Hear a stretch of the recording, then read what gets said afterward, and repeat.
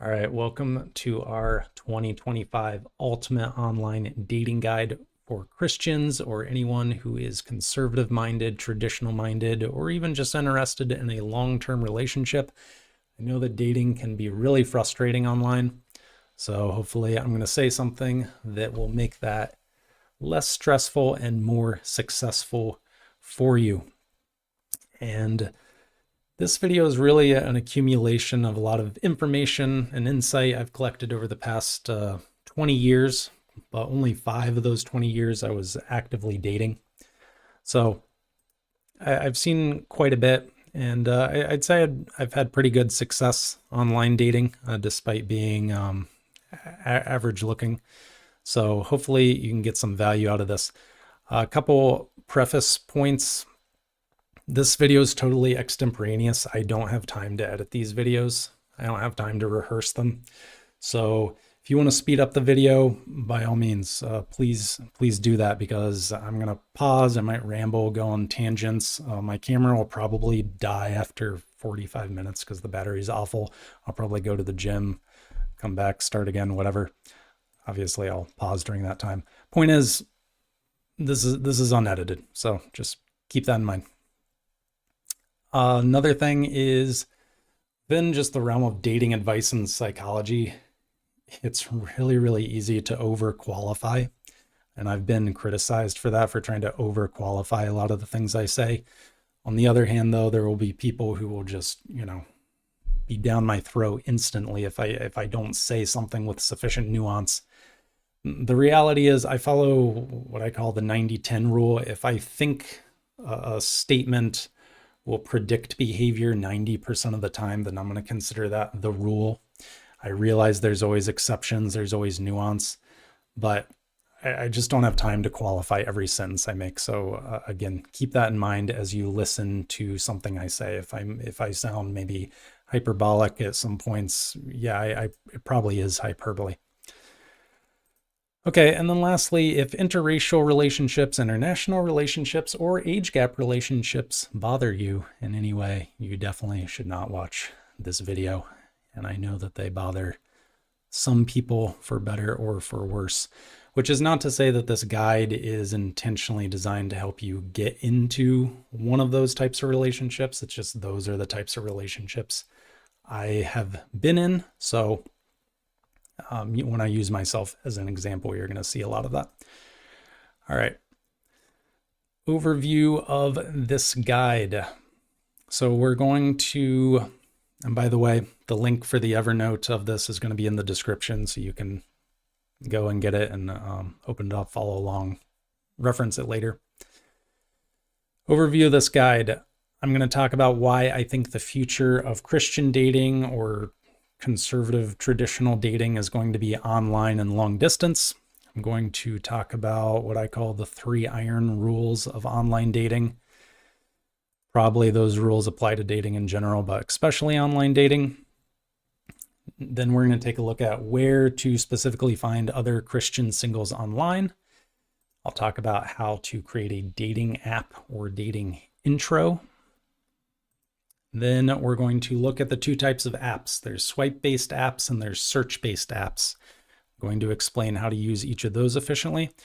And then I'm also going to talk about how you can use Facebook, Instagram, Discord, and Reddit as part of your search when you're casting a wide net. And by the way, I have other videos on this channel just on general dating strategy. So you can go check that out if you want. All right, and then lastly, I will do a Q&A with some questions that I think come up a lot that are worth addressing.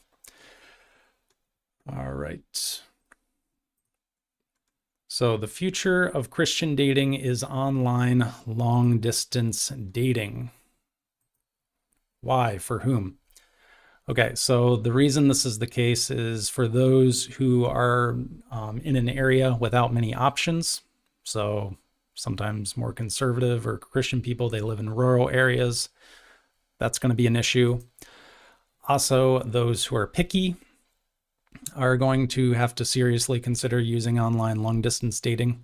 And then also those who have a low dating market value And I don't think dating market value is an objective number. Okay, I don't think people can be reduced down to numbers, but nevertheless, you do have some kind of, there has to be some way of describing what you bring to the table in the market you're interested in. So I just use the term dating market value. So for these, if you're in one of these three groups or multiple groups, you are going to have to consider online long distance dating. For me, I would like to think that I'm in the B category. But anyway, okay, now why? Why do Christians have to go this route? So the first reason is that the supply of quality Christian singles is decreasing, and that's a whole video topic on its own. Kind of the topic of just how the West is moving, how what is considered traditional marriage is obviously decreasing, and as a result, there's just not a lot of options out there. And so you need to cast a wide net. You need to increase your volume. Also, because of social media, Christians themselves have become increasingly picky. And I'll say that I'm a victim of that too. I really think it's hard to not be a victim of that. It's super easy with things like Facebook, Instagram, whatever. You kind of have the world at your fingertips. You're looking at the creme de la creme that's out there and it just becomes normalized in your mind. And so it's easy to become excessively picky. And safeguarding against that is important. Otherwise, you're going to end up with a grass is greener syndrome when you're dating. Therefore, online long-distance dating massively increases your exposure and therefore your options. So I'm going to talk more about what I call the volume principle later, what exactly that is. But volume does matter. Volume absolutely matters in dating, especially if you're in one of these categories up here. Now, if you're good-looking, charismatic, stable, whatever, yeah, you're always going to have local options. That's great. But for the rest of us, we have to play the numbers game. We have to take volume seriously.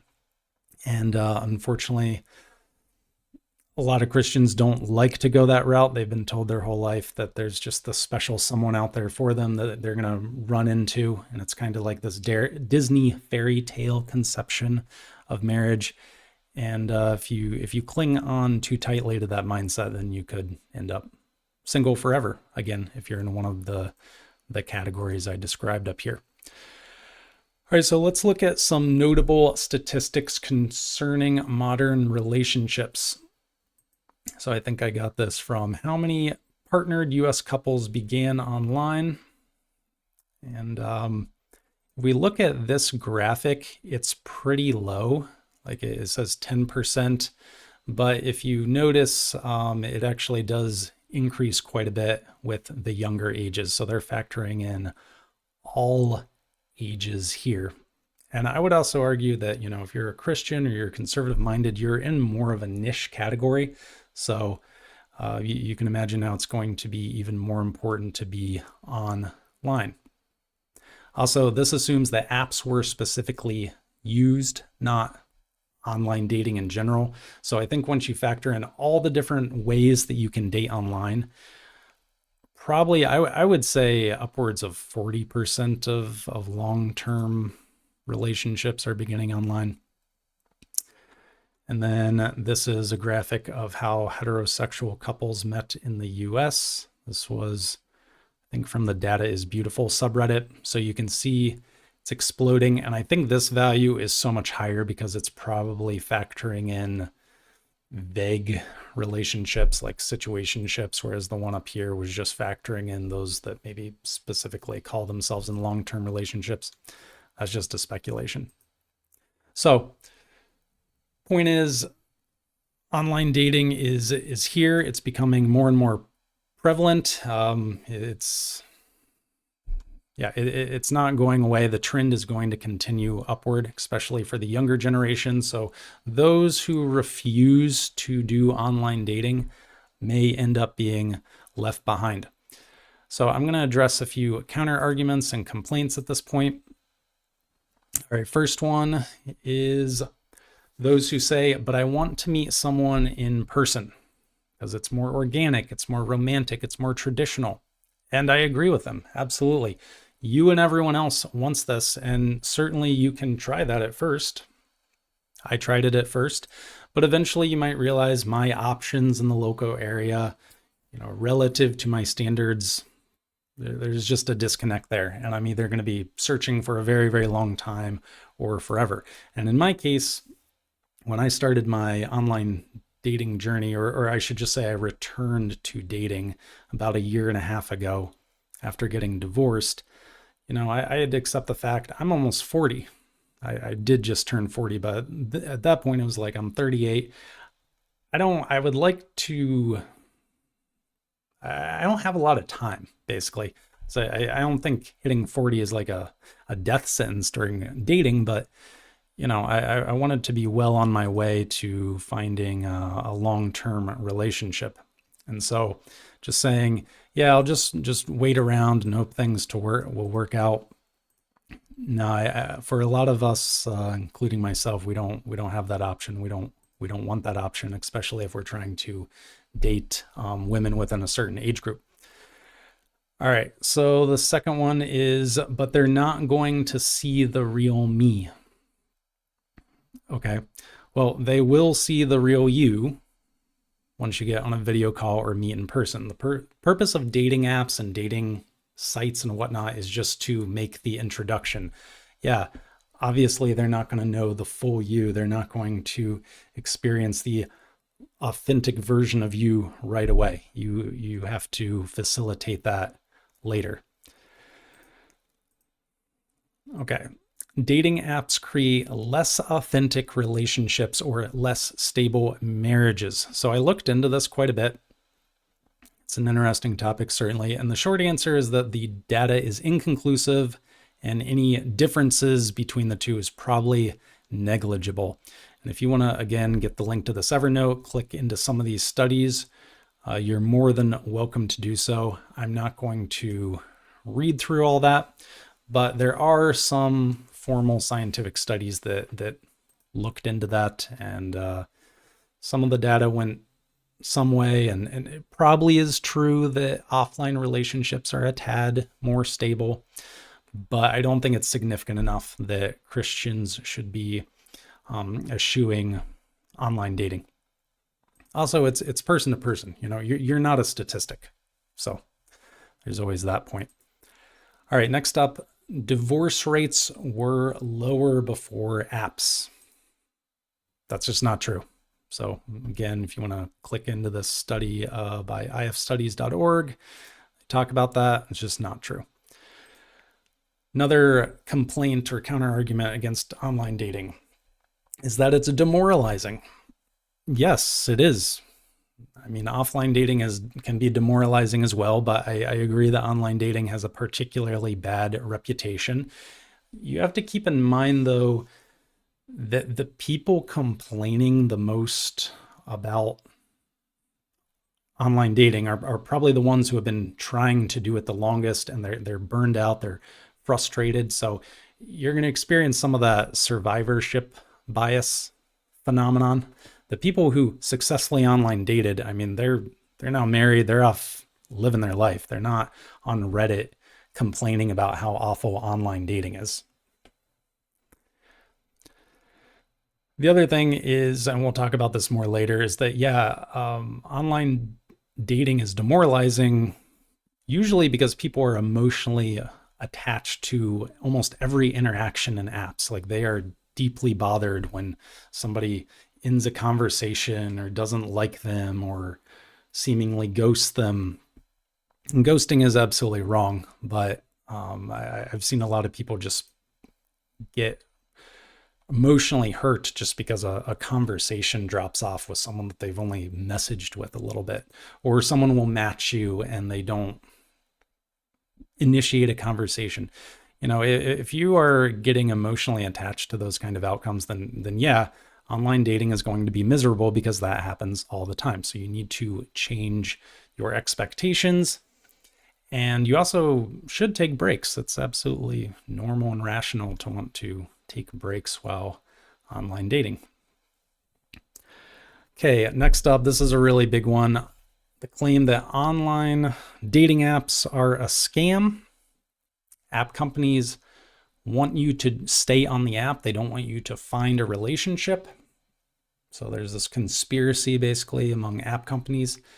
And also, most of the profiles are bots or scammers. So here's the reality. Dating apps do what they advertise. And the people, men or women, making this claim, and I've seen the claim made very passionately many, many times, they're people who are kind of still up here. They're burnt out, they're demoralized, they're frustrated, and we're going to talk more when we get into the 3 iron rules of dating. You know, what kind of expectations you should have when dating.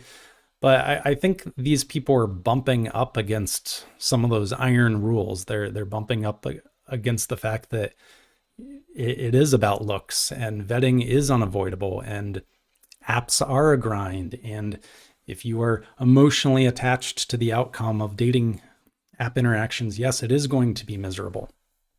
So for men, yes, apps are absolutely a grind just to get a few dates. And then for a lot of women, they might get a lot of attention, but a very small amount of that attention is from men that they actually find attractive or appealing. So there's the common black pill or MGTOW claim that women are just drowning in attention on apps and they have it so easy when they're dating.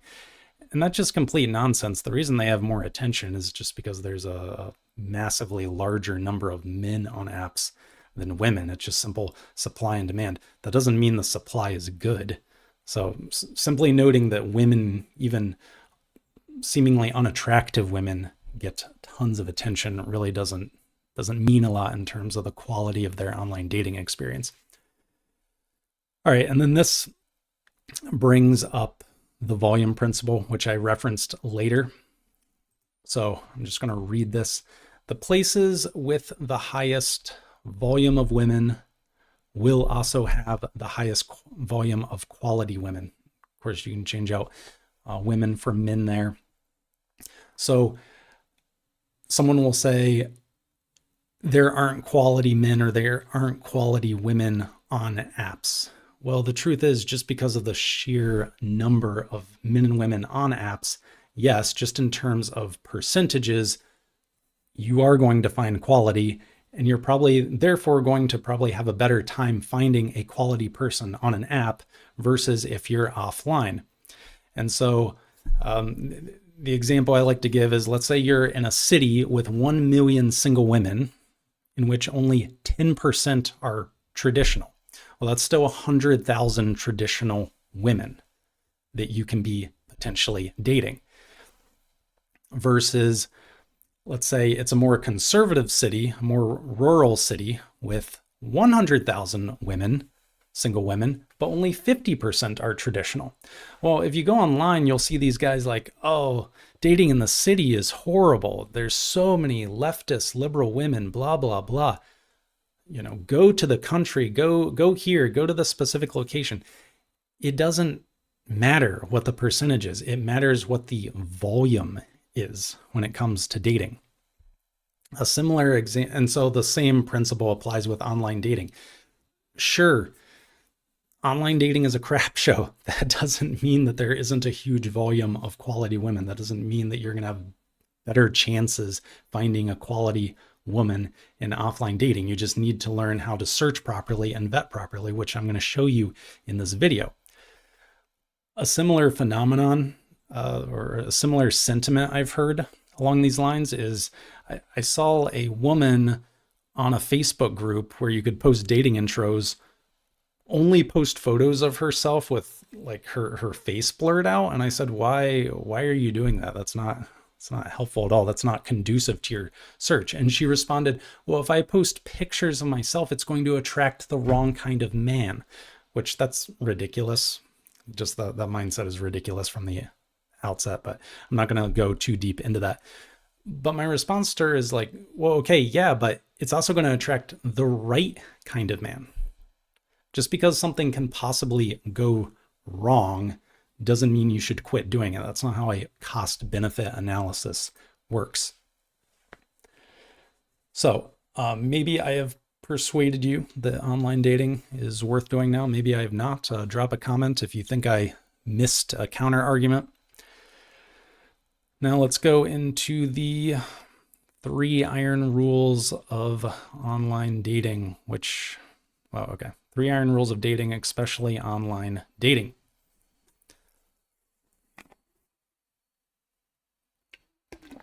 All right, the first one and the biggest one is that looks win in online dating. So I would say that 90% of the value of your profile, meaning like 90% of the reason someone is going to swipe left or right on your profile if you're using a swipe app, is your photos. And I know I will get people, especially women, just telling me till they're blue in the face that that's not true. I have seen way too much evidence that supports this concept that looks win. And you know, just in general, the idea that women don't concern themselves with looks as much as men, I think, is also one of the greatest myths in all of dating, both offline and online dating. Again, deep topic. We go and do another video. If you want to watch a really cool video, though, on some of this, again, get the link, click into this, 8 charts that will change the way you see dating. It is pretty wild just how picky women are on apps. And I realize that you can counteract that, or you can argue against that a little bit with that ratio point, the fact that, say, like on Tinder, there's 4 men for every 1 woman. You can say, oh, well, they can afford to be picky because of the ratio. Well, if you multiply it out, it's beyond the ratio. It's really not just due to the ratio. Women are actually very picky on apps. So the best looking men then get the lion's share of attention on apps, and that's where the phenomenon of the Chad comes in. If you're familiar at all with the black pill space, they have the well-known saying, Chad always wins. Yeah, on dating apps, that's true. Chad does always win. But are you going to throw in the towel because you're not Chad? I mean, Chad can, the other black pill claim is that basically Chad has all the women. No, he doesn't. That's ridiculous. And especially not in the Christian or the traditional space. So there's this fatalistic route you can go down that's it has an element of truth to it. There's an element of truth in a lot of the black pill claims, but they're just so over the top fatalistic about it. So yeah, it's true that the majority of women are competing for a minority of men on apps, but that doesn't mean that an average looking guy can't do well on apps. He might have to grind really hard. He might have to play the numbers game really hard, but he can do pretty well. And I would say I'm an example of that. I would say I'm solidly like a 5 out of 10. So are you the exception to this? Because again, there's always people that say they're the exception. Good, you should be able to find yourself a spouse in no time. But you probably won't because you're not actually vetting just for character. So this is what I hear women, I hear men say it too, but especially women on the Christian dating subreddits out there. They'll say, no, I'm an exception to this looks win idea. I look at their entire profile. I think about it. I don't just swipe left or right based on their pictures. I'm interested primarily in whether they're a godly man. And my response is always, look, if that were actually true, you probably wouldn't be single, because the truth is that there's a ton of godly men, godly but not particularly attractive men on dating apps. And I don't see you dating them at all. It's not like you're dating them and then after the date you decide, no, our personalities don't fit. Like, you're not dating them at all. they're not even getting through the door. And what is that? What is that initial door? What's that first hurdle? What's that first threshold? Well, it is looks. I do believe that looks is the first threshold when it comes to dating. And if somebody's not getting any dates at all, despite trying very hard, it's probably a looks issue. You know, they're going after people out of their league, whatever. But if you are getting a lot of first dates and then they're not turning into second or third dates, well, okay, that might be for some other reason. Maybe they find out that you're not particularly stable in some way, financially, mentally, whatever. I don't know. But if you're not getting any first dates at all, despite casting a really wide net, that is a looks issue. And there's no way to beat around the bush. Okay. So that's the first iron rule of online dating: looks win. Second one is that vetting is unavoidable. So I say this all the time: dating is tedious, and if you're not a Chad, if you're just an average looking guy or maybe a below average looking woman, sorry, forget what I said about women, because like I said, women can have a tough time even if they're getting lots of attention, even if they're good looking. So let's just focus on men for a second. If you're an average looking guy, yes, dating is going to feel like a multi-year part-time job.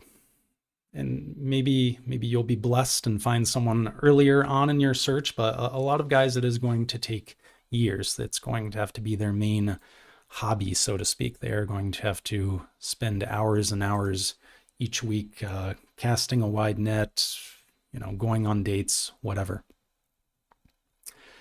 So one of the complaints that I hear about online dating is, I tried it. I did cast a wide net, and all the people I met were just, they were scammers, they were fakes, they were ghosters, they were low quality people.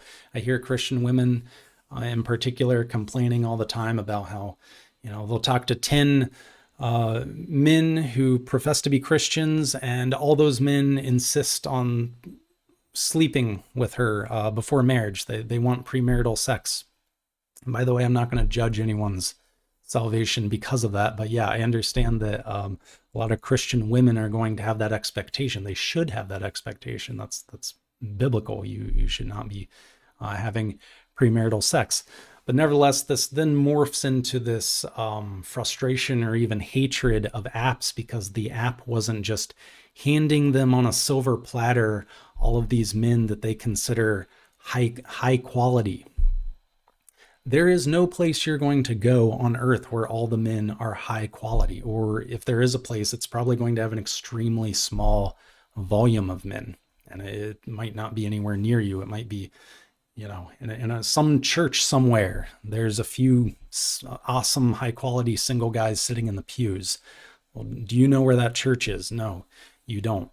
So you just need to accept that vetting is unavoidable. You're going to use these apps, and you're going to have to lower your expectations. You should expect to have your time wasted. You should expect to get matched with someone, be having an awesome conversation, and then all of a sudden it just falls off for no particular reason. You should expect to go on a date, and it's going awesome. It's going amazing. And you don't see any reason at all why it shouldn't turn into a second date. And the guy just goes cold. Maybe he doesn't even ghost you, but just his interest level just plummets. Or if it's a woman, her interest level just plummets, and you're just baffled. Lower your expectations. That's all I can say. That's dating. That's life. All right, and then the last iron rule of online dating is that emotional detachment wins. And I touched on this point earlier, but if you can be emotionally detached from the outcome of your dating interactions, you are going to have a much, much better time when you're dating online. Most of the misery, I would say even 95% of the misery, is just because people are so, they get their hopes up. They're so intensely focused on hoping a particular outcome occurs, that, their emotions get wrapped up into it. And then when it doesn't, when, like I said, that person ghosts them, or the interest level seems to plummet, or they find out, some bit of truth comes out, like the guy who actually just recently got divorced and he didn't tell you, or she lied about her age or whatever. All these things, I know they can be painful, but you have to emotionally detach. You need to turn online dating into more of a sales process. You need to think of it more of how a businessman thinks about doing business. He casts a wide net. He goes out and tries to generate tons of leads. And if one of them falls through, he doesn't lose any sleep about it. No worries. There's a ton of other leads out there. We'll just start going after those. So, I am a businessman. I do sales. I do marketing. So for me, what has helped me is thinking like I have to have the same mindset towards dating that I do towards selling these products and services. And once you get into that mindset and you leave the mindset of one-itis, as it's called, which is the idea that, there's this one particular person out there for me. And if I'm not with them, I'm going to, my life is going to be less than it could have been. Once you get out of that mindset, that misery, online dating is honestly just so much better. So the response to that, what I just said, is, well, I want the emotions. What you described, treating online dating as this sales process. That's so cold. That's so ugly. That's so, shrewd and calculated. Okay, date the way you want. I'm not forcing anything on you. Just be aware you're going to be on what I call the online dating roller coaster, the ups and downs, getting your hopes up and getting that bubble popped. I got off that roller coaster. I got so tired of it. I finally got to the point where, I don't want to say I was jaded during dating, but I got to the point where I could basically meet a woman that was a 10 in every possible category, and she liked me, and everything seemed to be going perfectly. And I literally just did not care if it ended. I didn't care if she texted me and was like, hey, we're done, or she ghosted me or whatever, because I just accepted this is life. I'm not guaranteed anything. And there's someone, I'm going to find someone, and I'm going to have to settle. Everyone has to settle a little bit. I'm just not going to get my hopes up anymore. I got really tired of it. And at that point, online dating got a lot more enjoyable. All right. Now, let's go to where to find Christian singles online. And this window is not really set up to have all this information. So sorry, this is going to be a little awkward. Definitely open up the Evernote if you want a better view of this. All right. I'm not going to go through every single little detail on this chart, but I have this chart divided up into a few sections. So first of all, we're going to start off with locally focused dating, and then and also what I call more general dating. So you're not really focused on a particular niche, like let's say a particular denomination or whatever. And then there's niche dating. So that's where we'll start talking about particular denominations or demographics. And then there's a section I have here for foreign dating, if you're interested in that. And then here's a section for social media. So we normally associate online dating with apps or certain websites. And let me tell you, that is not all of online dating. Reddit, Facebook, Instagram, Discord, these all have options for online dating, and you should consider what options are out there and utilize them if you think you would like to. Okay, so I will summarize this first, and then we'll go through some of it, and then I'll summarize it again. If you are in the US and Canada and you're under 40 and you want to just keep it really, really simple, you don't have a real precise denominational preference or demographic preference, just get on Upward and Hinge. Like that covers most of your bases, honestly. Those are both swipe apps. And I would say that Upward is geared toward more like 20s, maybe early 30s. I did see women in their 40s on there though. Hinge is a bit wider. That caters to a bit of a larger age demographic. So a thing with Upward is that even if you put in location filters, they're still going to show you people from a pretty large radius, and I see people complaining about that all the time. I don't know if I like this design decision on their part, but they do that just so you can keep swiping. Like their philosophy is, well, this user would rather see matches that are 200 or 300 miles away than see no matches at all. Whereas Hinge doesn't do that. Hinge, as soon as you are out of matches within a particular radius, there's nothing more to show. And the app will literally just say, there are no more matches to show you. So when I got on Upward, I would say probably after, I don't know, this is really rough.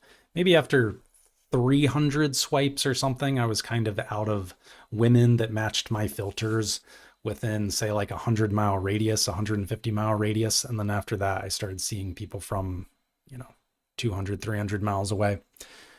Hinge, I looked in my small metropolitan area. I live in the Pacific Northwest, which is not a big metropolitan area. But I would say on Hinge, like after, I want to say like 200 or 300 swipes of what were conservative Christian women in their 20s who, were fit. I had kind of set the filters to emphasize fitness. I had maybe 200 or 300 swipes before I ran out of matches. And then after that, Hinge became pretty easy to use because I could open it up each day and there'd only be like 2 or 3 or maybe 5 more profiles to swipe on. So it was pretty easy to maintain. Whereas Upward, it will start to show you the same profiles over again. So yeah, gotta take note of that. Okay, so Upward and Hinge are both owned by the Match Group, which also owns Tinder. Again, this goes back to people claiming that there's this conspiracy and, the same algorithm is used in all the apps and Match Group doesn't ever want you to get off the app. Look, it's nonsense. You can go on dates. You can get married from meeting men and women on these apps. Okay. All right. So Upward is definitely the largest Christian dating app. Hinge is not explicitly Christian, but you can filter by conservative and by politics and religion, which you can't do on Tinder.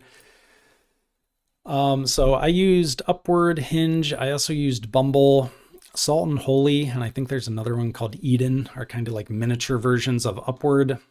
Some of these are only available on Apple. Some of them are available in Europe because Upward is not available in Europe. And the way you can gauge the size of an app is you just go into the App Store, whether it's on Play or the Apple Store, and just look at the number of reviews. So if you look at the reviews for Upward, let's say that Upward has 100,000 reviews and Salt only has 10,000 reviews. Well, that should give you an idea that Upward is significantly larger. Now, if Salt or Holy or whatever is very recent, you got to factor that in. Upward might have been around a while longer. But anyway, you can use the reviews to kind of gauge the size and then wonder, am I wasting my time also getting on this smaller app? Bumble to me is like a slightly inferior version of Hinge. You can use Bumble to filter by politics and religion, but I was personally not impressed with Bumble. I got most of my dates when I was dating locally, which, by the way, I started dating locally so I got divorced and then I spent about a year not dating at all. And then it was fall of 2023 that I started dating again.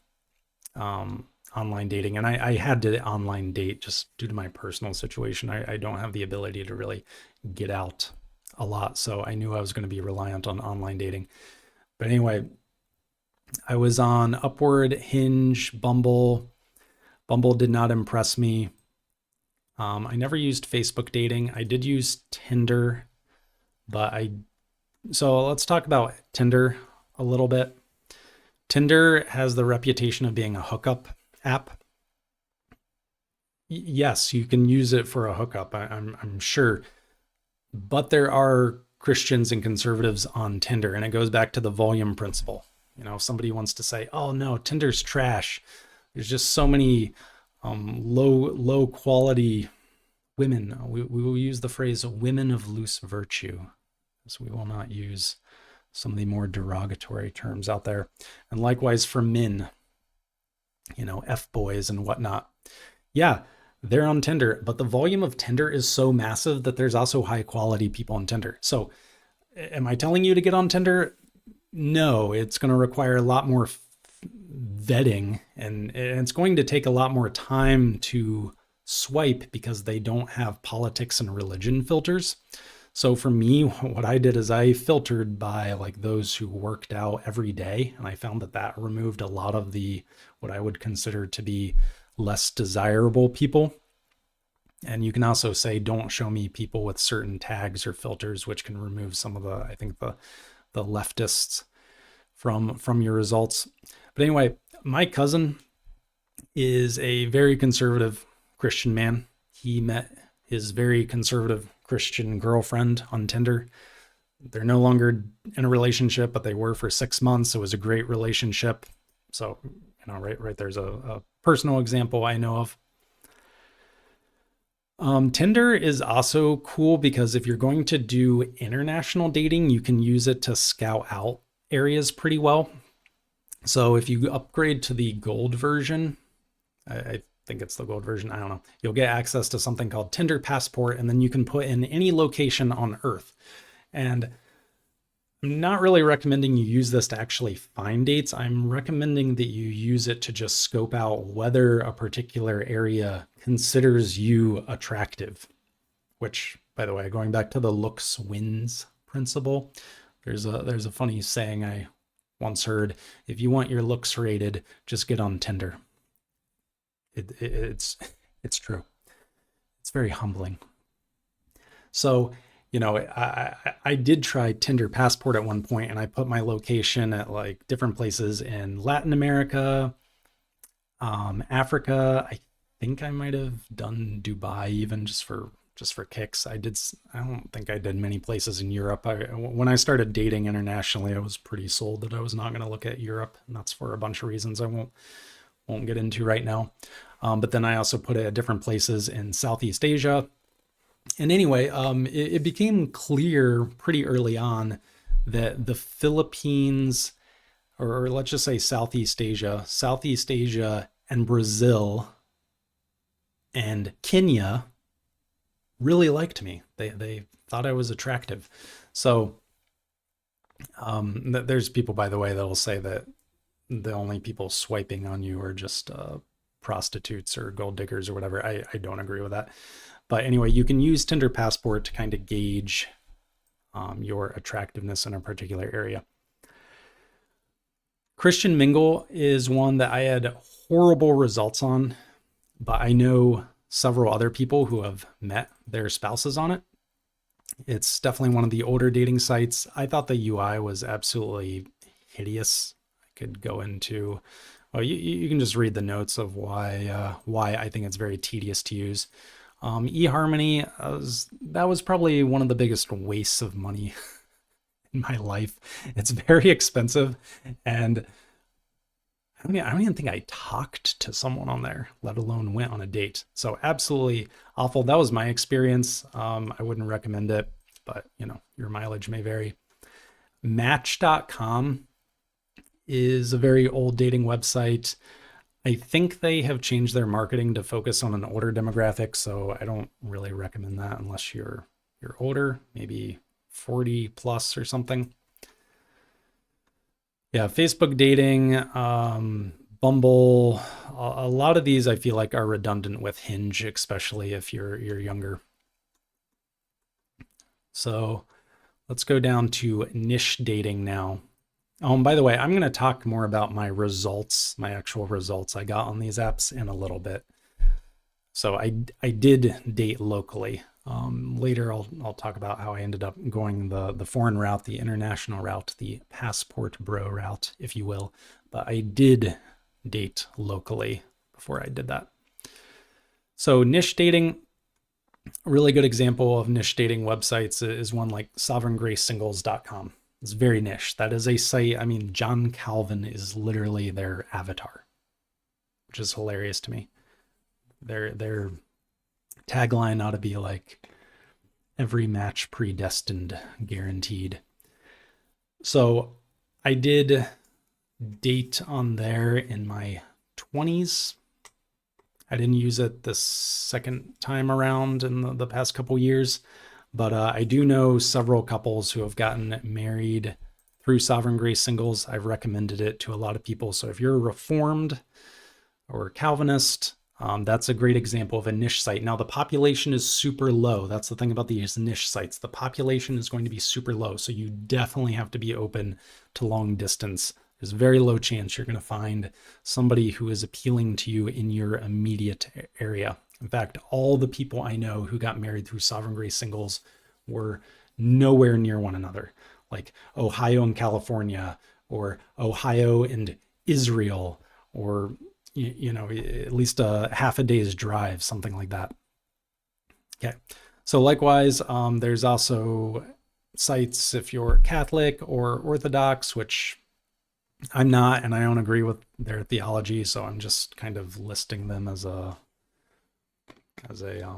obligation here.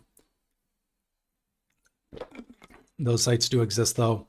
So moving away from the denominational nicheness into demographic nicheness, there are also many sites out there that cater to those who are interested in higher status individuals, or if you're a higher status man who's looking for a woman who's looking for a higher status man, which some of these sites can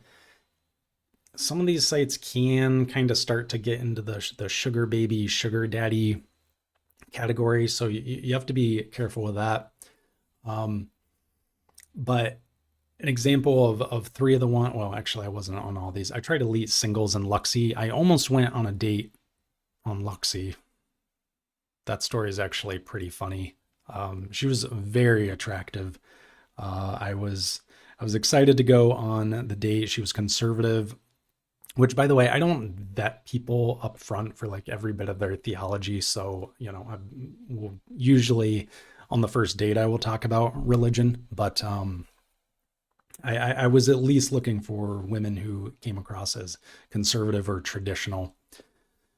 And anyway, so I found one. She was very, very attractive. And I asked her if she wanted to go on a walk at the park for the first date near where she lived. And her response was, sorry, a park? Go on a walk in a park? And I was like, yeah, go on a walk in a park. She's like, she just thought that was weird. I was like, okay, I guess you want to go out to eat somewhere. So I said, I looked in her area. I was like, it looks like kind of the closest nice restaurant to you is a Cheesecake Factory. So I can pick you up and we can go to Cheesecake Factory. And she literally wrote back, Cheesecake Factory ? Do you really think you're putting your best foot forward? So I guess she wanted me to drive her to downtown Portland and go to one of these 5-star restaurants that's like, $100 or $200 per person, which, I'm not saying that that's out of the question for me. I think those kind of dates are fun, but leading with that was a pretty big turnoff. So I just texted her back. I was like, we're not a good fit. Leah Singles, I never went on a date on, wasn't real impressed, but again, your mileage may vary. Raya is one I've heard of. Never tried it. I think it's really expensive or something, but supposedly that's like really high-end dating, maybe kind of similar to Luxy. Anyway, I was not on Elite Singles or Luxy very long. It was just part of my exploratory period where I was casting a really wide net. And for a while there, I was open to leaning a little bit more into the financial side of things to see how that affected my results. Not because I necessarily wanted to go that route. I just wanted to see how it affected my results. Am I able to attract a certain type of woman, say looks wise, if I go this direction versus this direction?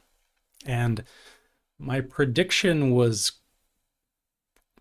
I would say that my hypothesis was proven to be correct, and that's that it actually doesn't make as much difference as you would think. I tend to be more black pilled on that spectrum, that triangle of like blue pill, red pill, black pill. Blue pill is saying that attraction is primarily determined by just, being yourself, having good character. Red pill is like, those are the guys that are obsessed with self-improvement, become wealthier, become better looking, become more confident, more charismatic. And then black pill is more saying, no, it's more your genes. It's just what you look like. It's your height. It's your facial structure.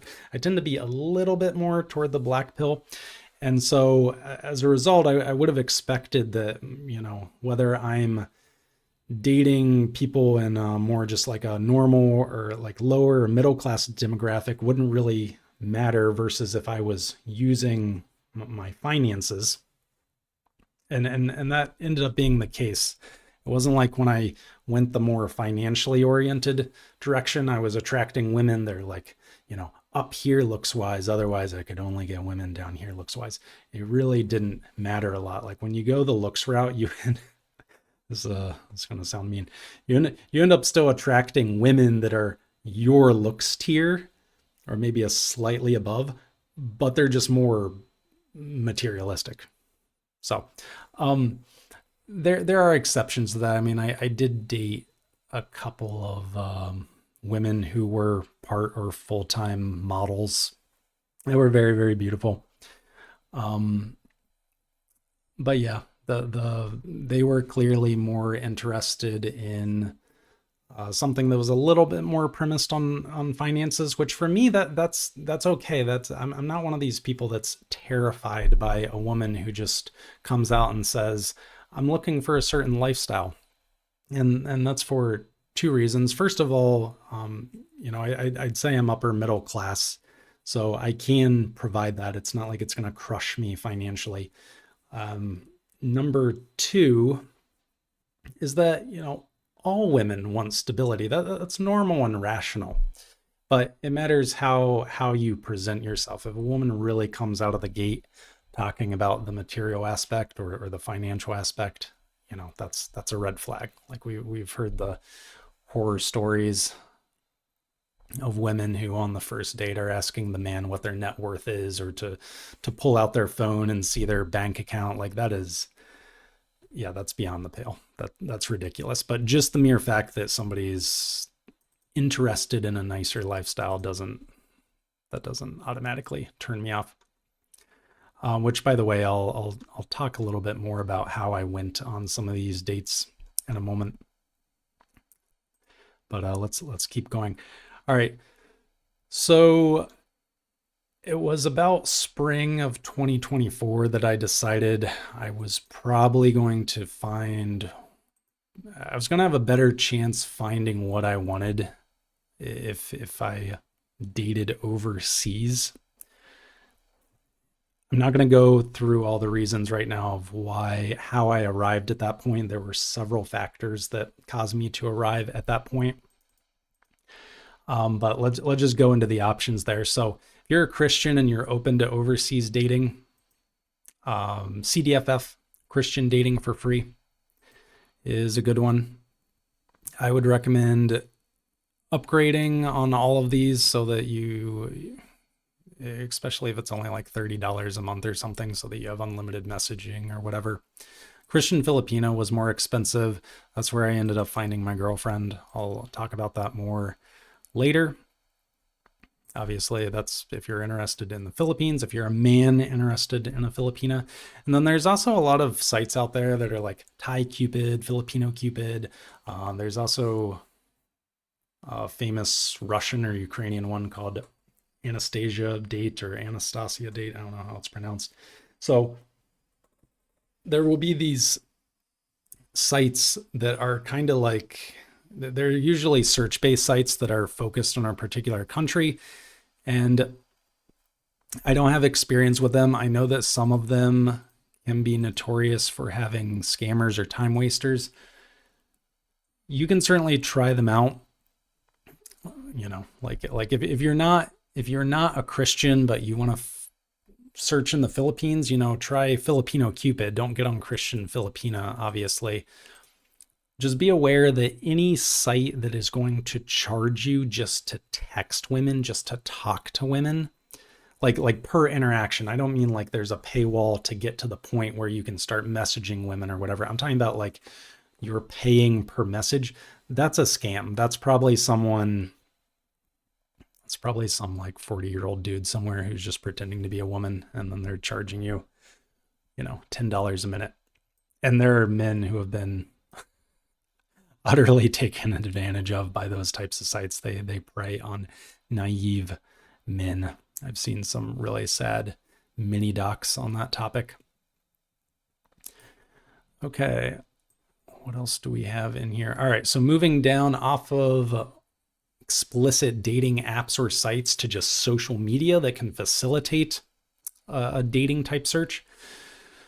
So we'll start with Reddit. I'm heavily involved in the Christian dating subreddit. I highly recommend it. There's a lot of activity there. You can post a dating intro.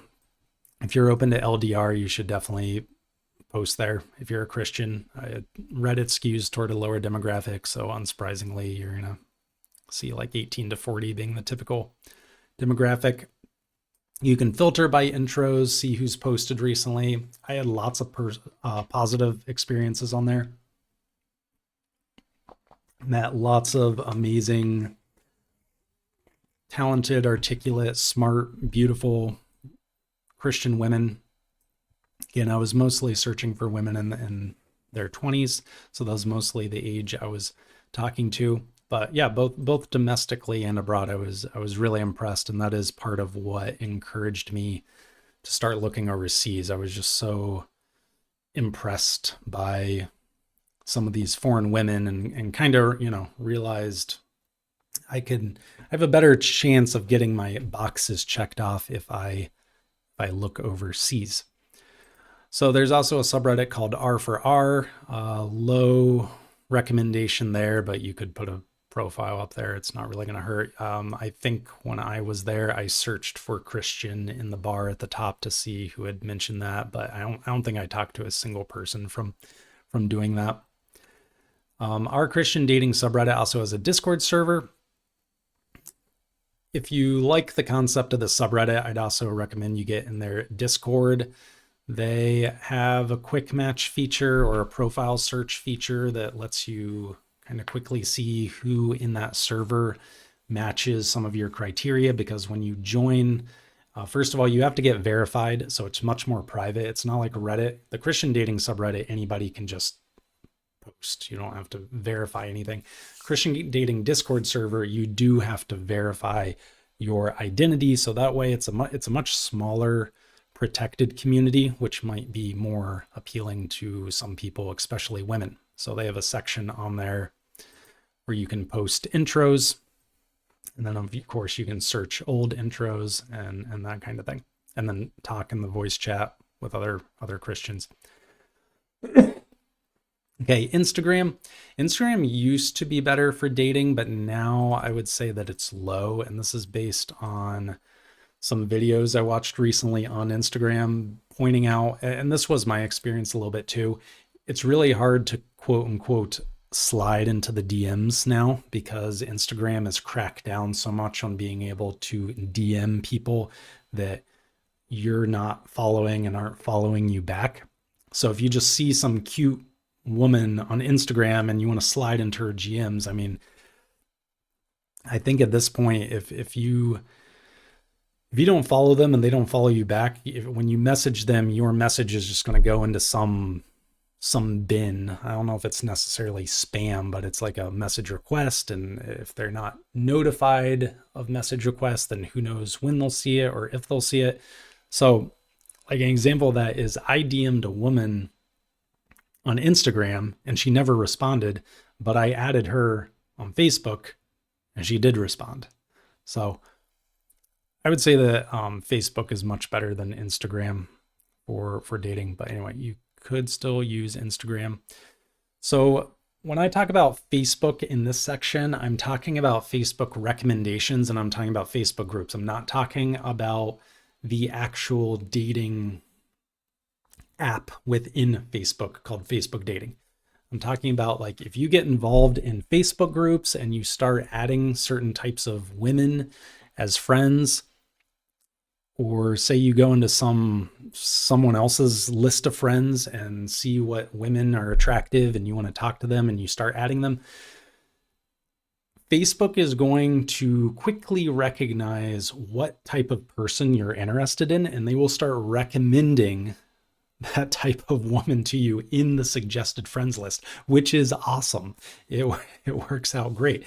So then you can add these women as your friends, and then if they add you back, you can DM them, because once you're friends, that's all they have to do is just add you as a friend, and then you can DM them. It's not like Instagram where it's this multi-step process. I'll talk about that a bit more, but yeah, Facebook recommendations is actually really good.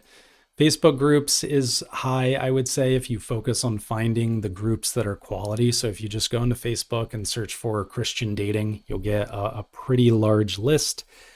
I would recommend you avoid the ones with tens and hundreds of thousands, maybe not low tens, but like hundreds of thousands of people. Those are usually going to be internationally focused, and the quality is just all over the place. It's kind of a mess.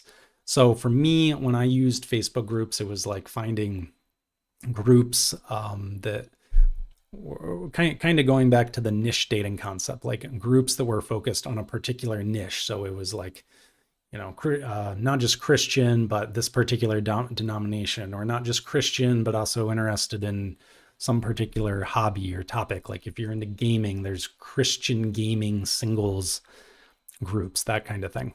And then once you're in there, you can post intros and you can add people, and we'll talk more about that in a little bit. All right, so that was where to find Christian singles online. The summary again is if you're in the US or Canada and are under 40, Upward and Hinge will cover most of your bases. And yeah, I already covered those points. Okay, how to create a dating app profile or intro. The camera's probably going to die soon. And I'll go to the gym, come back and finish this. Got a lot to cover still. This is a marathon. All right. This advice generally applies to dating apps and sites, and also posting introductions in subreddits and Facebook groups. But if you use Facebook, you are going to want to make your regular Facebook profile more focused on attracting the men or women you're interested in. So a good dating profile is like a resume. See how I keep making these analogies with the business world? You want it to be short. I'd say under 500 words. Really recommend you avoid being long and rambly, telling your life story. Just hit the highlights. I'm a big fan of bullet points, as you'll see in a moment. I think that's much easier to read than paragraphs. You want to emphasize your strengths, and you want to include other notable info. So for example, if you're divorced, if you have children, if you have any notable disabilities, if you're intending to relocate, you refuse to locate, whatever, you want to include that information that is going to probably be a deal breaker for certain people, or like if you have a very specific age range. So what I would recommend then is creating kind of 3 sections. You want to have an about me section, an about you section, and then a next step section. And an app obviously is going to, walk you through that and kind of hold your hand. But if you're posting on Reddit, that's not the case. You're going to have to start from scratch. So I'm going to show you my profile. All right, so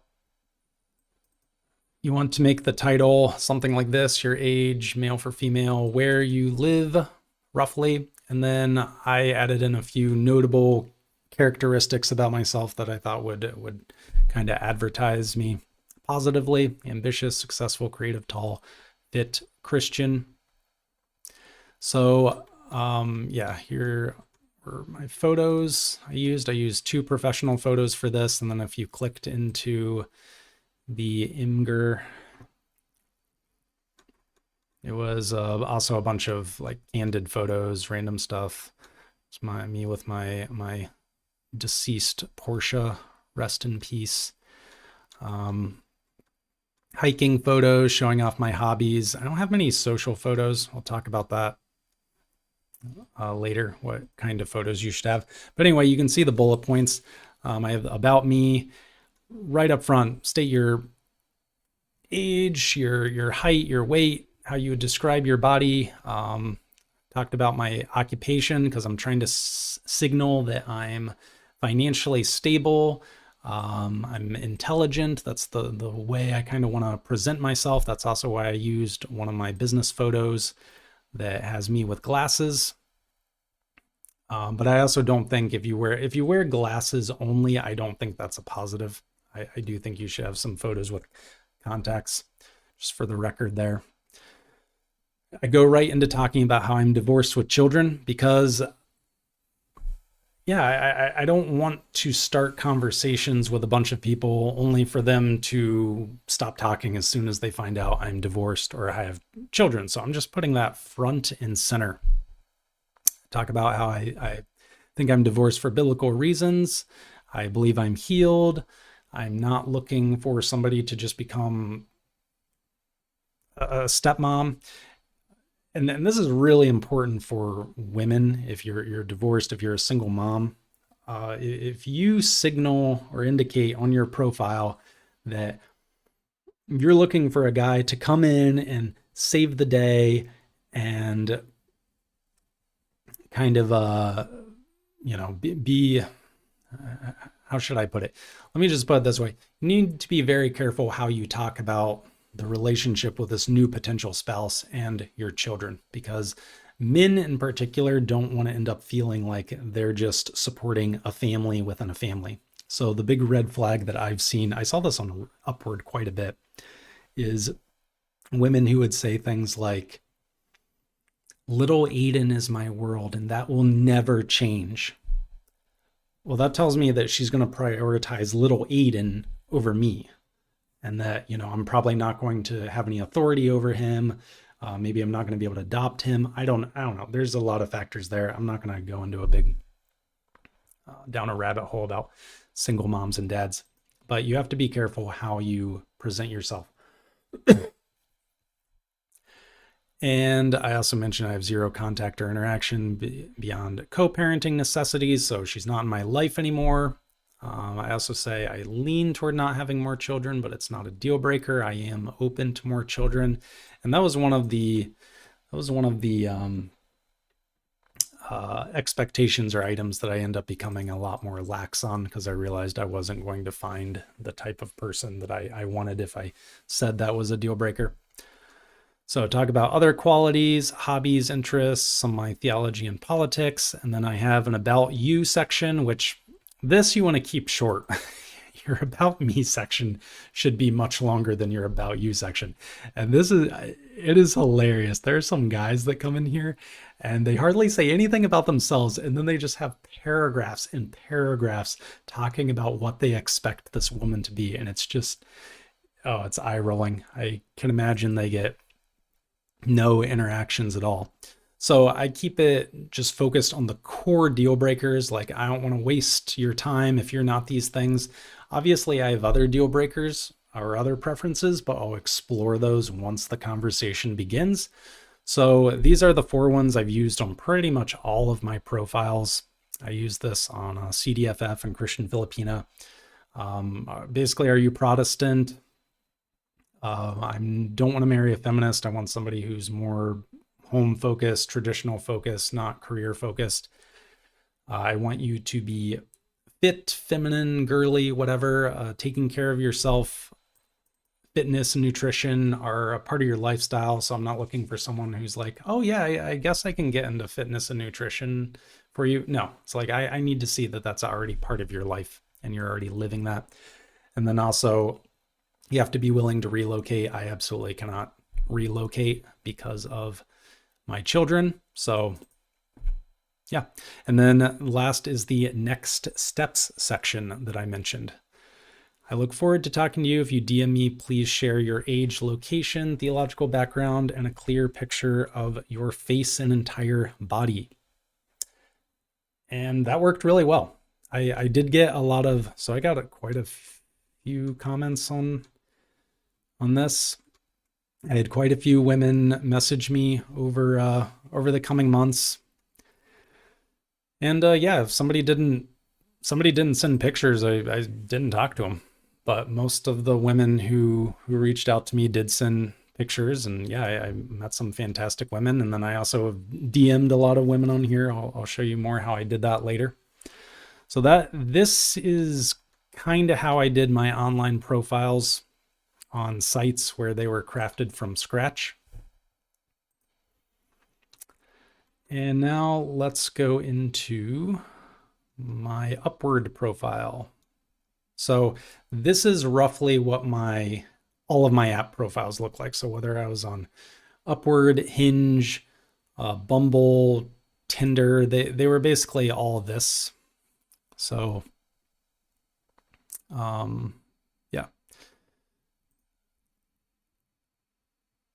you can look through these in more depth later if you want. One thing I will say, one downside. Oh, and by the way, just a real quick note. You can have selfies in your profile. It's okay. I see some people say like, don't ever put selfies. No, it doesn't matter. Just don't have all of your photos be selfies. Mix it up. Have some pro photos, some photos your friend took, whatever. All right. And so let's talk about what the ideal dating profile is. I don't think my profile is the ideal dating profile. That's what I started to say earlier, and then I cut myself off. He's physically attractive, well-groomed, and well-dressed. So these are all green flags that women will look for. He's physically attractive. He's got a sense of humor. He's got a godly mission and is ambitious, so he has clear life purpose, and she's thinking, okay, this guy's going places and I want to join him. I want to go there with him. He's able to provide or will be able to provide, and this is key. It's okay to have wealth potential, and a good example of that is, a guy who's like in medical school or law school or business school, something like that. He is clearly ambitious. He's clearly going to come out with a strong income or something. And by the way, I'm not biased toward white collar trades are absolutely awesome as well. You just need to be signaling that you're ambitious and you got a plan. And then also he has friends and hobbies. So my profile violates a couple of these. I mean, I would say my photos are pretty good. Not, like I said, I think I'm average attraction. I don't think I'm slaying. I am tall. That is one definite benefit. I will absolutely acknowledge that is a blessing and a benefit. But number 2, definitely that was a weakness of my profiles. I did not inject much humor. I have kind of a quirky sense of humor, and I don't think humor is anywhere near as important as this. So I didn't take the time to try to craft this cute or funny profile. Maybe if I had been on the apps longer, I would have tried to indicate that, my denomination, my Christian emphasis, and my ambition. I noted that I think somewhere I noted that I'm a technical director, and other places I said software development manager or something like that. Which, if somebody Googled that and they didn't know already, they would see that that's a well-paying career. I showed that I have hobbies. I like the outdoors. I like fitness. Now, another place aside from the humor area, another place where my profile is weak is I didn't have any social photos. Again, not a huge deal because, like I said, 90% of your profile is right here in the first one. But still, if you have some good social photos, throw them in there. Let's see, this seems to have locked up.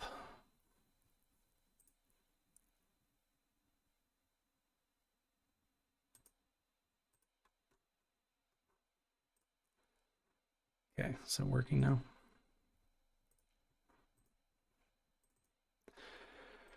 Okay, my camera froze there for a second.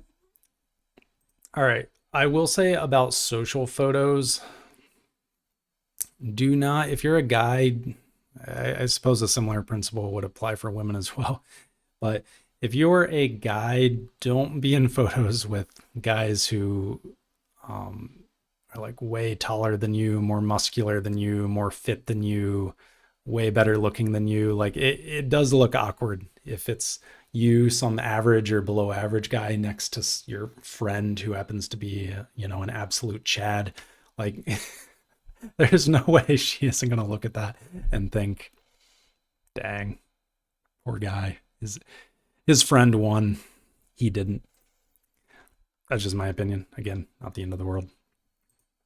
All right, so what's the ideal female dating profile? Green flags that men look for. So again, this video is focused on traditional dating. So if you're more of an egalitarian minded person or feminist minded person, you're probably not going to agree with us, unsurprisingly. All right, so she's physically attractive and takes fitness seriously. Huge green flags, obviously, very important. Number 2, she's feminine, submissive, and supportive. Now, there's good and bad ways to kind of indicate these things. You can indicate that you're ministry minded, you're family minded. You can mention the good relationship you have with your parents, things like that, which that's worth mentioning in the men's profile as well. But just something to emphasize that you're more traditional, focused on your family. You'll be focused on your husband versus being focused on your career, or you're this independent boss babe who don't need no man, that kind of thing. She has a good relationship with her friends and family. What about career, education, aspirations, and talents? So, the criticism, after I state some of this, the criticism from egalitarians or feminists, they're always going to say, oh, you think it's worthless if a woman has a career or an education, or you're even intentionally targeting someone who's uneducated. Very common criticisms. I do think you should mention those if you are a woman, but depending on what type of man you want to attract, you should emphasize them differently. So, egalitarian or career minded women will want to emphasize that they plan on pursuing these aspirations and want their husband's support. So, egalitarian marriages present themselves as partnerships, and it's like you have your career, I have my career, and we're kind of like living life in parallel as we pursue our two careers, versus the husband has this career, these ambitions, and the wife is supporting him and helping him with his career. So you need to don't beat around the bush. Just state kind of what you're looking for, what your aspirations are going to look like. And then traditional women will want to emphasize how your current career or your education, etc., your talents are going to benefit supporting their husband or their family. So, personally, I actually I am really attracted to nurses. I think nursing is such an awesome career. It's so practical. And my grandmother was a nurse. My mom was a nurse. My sister also went into medicine. Like nursing and just kind of adjacent medical technologies or medicine related career field to me is a huge green flag. I love it just from personal experience and the practicality of it. Like, for example, when I was growing up, my siblings and I very rarely went to the doctor because my mom's a nurse. She knew so much about how to take care of us and, of course, nurse us back to health. So if you have a career or a job like that, education like that, yeah, absolutely put it out there and emphasize how it shows that you're intelligent, you're practical, and it's going to benefit your family. Okay, let's talk about photos. This is super important because, as I said, looks win. So got to make those photos top tier, should be top shelf. All right, so the way that swiping works on dating apps, and pretty certain everybody behaves like this. I really doubt there's many women even that are reading a guy's profile if they find him unattractive. Most people, what they're going to do is they're going to look at your photos. Right away, they're going to know, does this person meet my looks threshold? Would I ever consider dating this person? The answer is yes. Then they will go and read your profile. So it's not the other way around. The people who, it's sad, honestly, even on the Our Christian Dating subreddit, I'll see men or women go in, post their dating profile, ask for advice, ask for tips. And most of the comments will be things like, will just be things talking about what they wrote in their profile. And I'll be the one that just comes in and says, no, your pictures are fine. You're good. So then the rest of your profile, like, yeah, sure, I can nitpick, but you have good photos, so good job. Or if their photos are poor, I'll just say, look, it doesn't really matter what the rest of your profile says. You need to lose weight, or you need to get pro photos. These photos are absolutely terrible, or your haircut is awful. It looks like your mom is still grooming you and clothing you at age 25. So don't get it backwards. When you obsess over the text in your dating profile, you are obsessing over like the 10 or 15%. 90 or 85% is your photos. So what should those photos be? I think every profile should have roughly 4 to 6 photos. And you should have one, this should be your opener, clear professional photo of your face. Professional photo is strongly recommended unless you have a friend with an iPhone or some really good camera who understands lighting, whatever. It needs to be a good one. You need to come out of the gate strong. Clear photo, quality photo of the face. Then following up with a clear full body photo, the entire body. Like they should not be wondering what your physique is. So, these women who are taking like let's see if I can get this on the camera. Like they're doing this really high angle photo or something like that. So they're clearly trying to create this illusion of slimness or something. Like, no, don't do that. Just show clearly what you look like. Again, professional photo preferred. Then I would say 2 to 3 outdoor hobby or social photos. These typically can be candid. It's fine. Some of them can even be a selfie. That's okay. And I think I followed these rules pretty well myself, except I didn't have a social photo. And to be fair, my best friend, my boy Daniel, if you're watching this, like, dude, you're better looking than me. I don't want to be in photos with you. The golden rule of photos. This is what I just went over. If they don't include clear full body photos, or they only post photos from high angles, they're probably trying to hide something.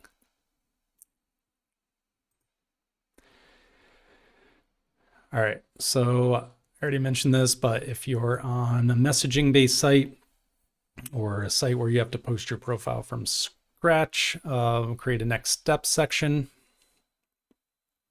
And that way you can let people who message you know your expectations, weed out time wasters. I already read it. Then on Yeah, on Christian Filipina, I actually had kind of like a mini interview there. I had 4 questions that I wanted them to answer, and then I wanted them to give me their answers in their first message to me. And that worked out pretty well. We'll take a look at that later. All right, mistakes I see in dating profiles and intros. Oops. Check something real quick. All right, we are already at almost an hour and a half. Nice. Mistakes I see in dating profiles and intros. So, first one, I already talked about this, but long, rambly, way too much detail. They're writing out their entire life story. Like I said, keep it under 500 words, hit the highlights, share your life story and struggles in the DMs. So, too much detail is pretty eye-rolling. People don't want to read it. Like I said, it's the photos, man. It really is the photos. And then here's another bad one. Opening with a lament about how hard dating is. And I see this way too often. Especially, no, it's equally, I'd say, in men and women. Talking about how, boy, I hope I don't get ghosted this time, or, well, I guess I'll try this again since the last round was miserable. When you talk like that, when you open your profile like that, what you are communicating is, I've been hurt and I need you to be the one that undoes my hurt. Now, obviously, that kind of pain, the real deep pain, you need to go to God for that, first of all, as your foundation. Maybe you even need some kind of counseling or whatever. I hate the word therapy, but yeah, I guess that could possibly happen. Save a rant about therapy for later. Just don't open your profile communicating that the other person needs to atone for the sins of past partners or past people you've communicated with. So instead, be optimistic and positive. Present yourself as a catch, not as someone's project or patient. Then another mistake I see is apologizing for unattractive traits or trying to garner sympathy for unattractive traits. I see this one a lot with race. For example, I should also mention that I'm Black. I know that's not everyone's cup of tea, and I totally understand. I've seen a lot of Black women post that. Don't write that. Like, you can say you're Black. You should say that in your physical description if you're not going to include photos, but don't put it out there as kind of like, well, this is going to disappoint most of you, but no, be proud of who you are. And then here's one that I see from men a lot. They will mention that they have ADHD or OCD or social anxiety, something like that. And the way they mention it is almost like in the sense of, hey, I need you to go easy on me. I have ADHD, I have autism, I have OCD, and I will be the one to tell you that women aren't going to go easy on you because of that. So if you absolutely think it's critical to mention that because it majorly affects your behavior, okay, you could mention that up front. Otherwise, I'd probably save some of that for just the conversation that happens over DMs or messages after you've matched, something like that. Just apologizing for who you are is problematic, but also using some of these as a crutch for behavior that you're not willing to work on, that's also a problem. That's a deeper topic, because I can relate to like ADHD to a large extent, and there was a time in my life, it was in college, where I kind of had to accept, am I going to go on psychiatric drugs or whatever in order to deal with this, or am I just going to find some other way of accepting this and working through it? And I made my choice. I went with the latter, and I haven't looked back, and I decided to stop using my seemingly constant attention deficit disorder as an excuse. All right, my camera is locked up again.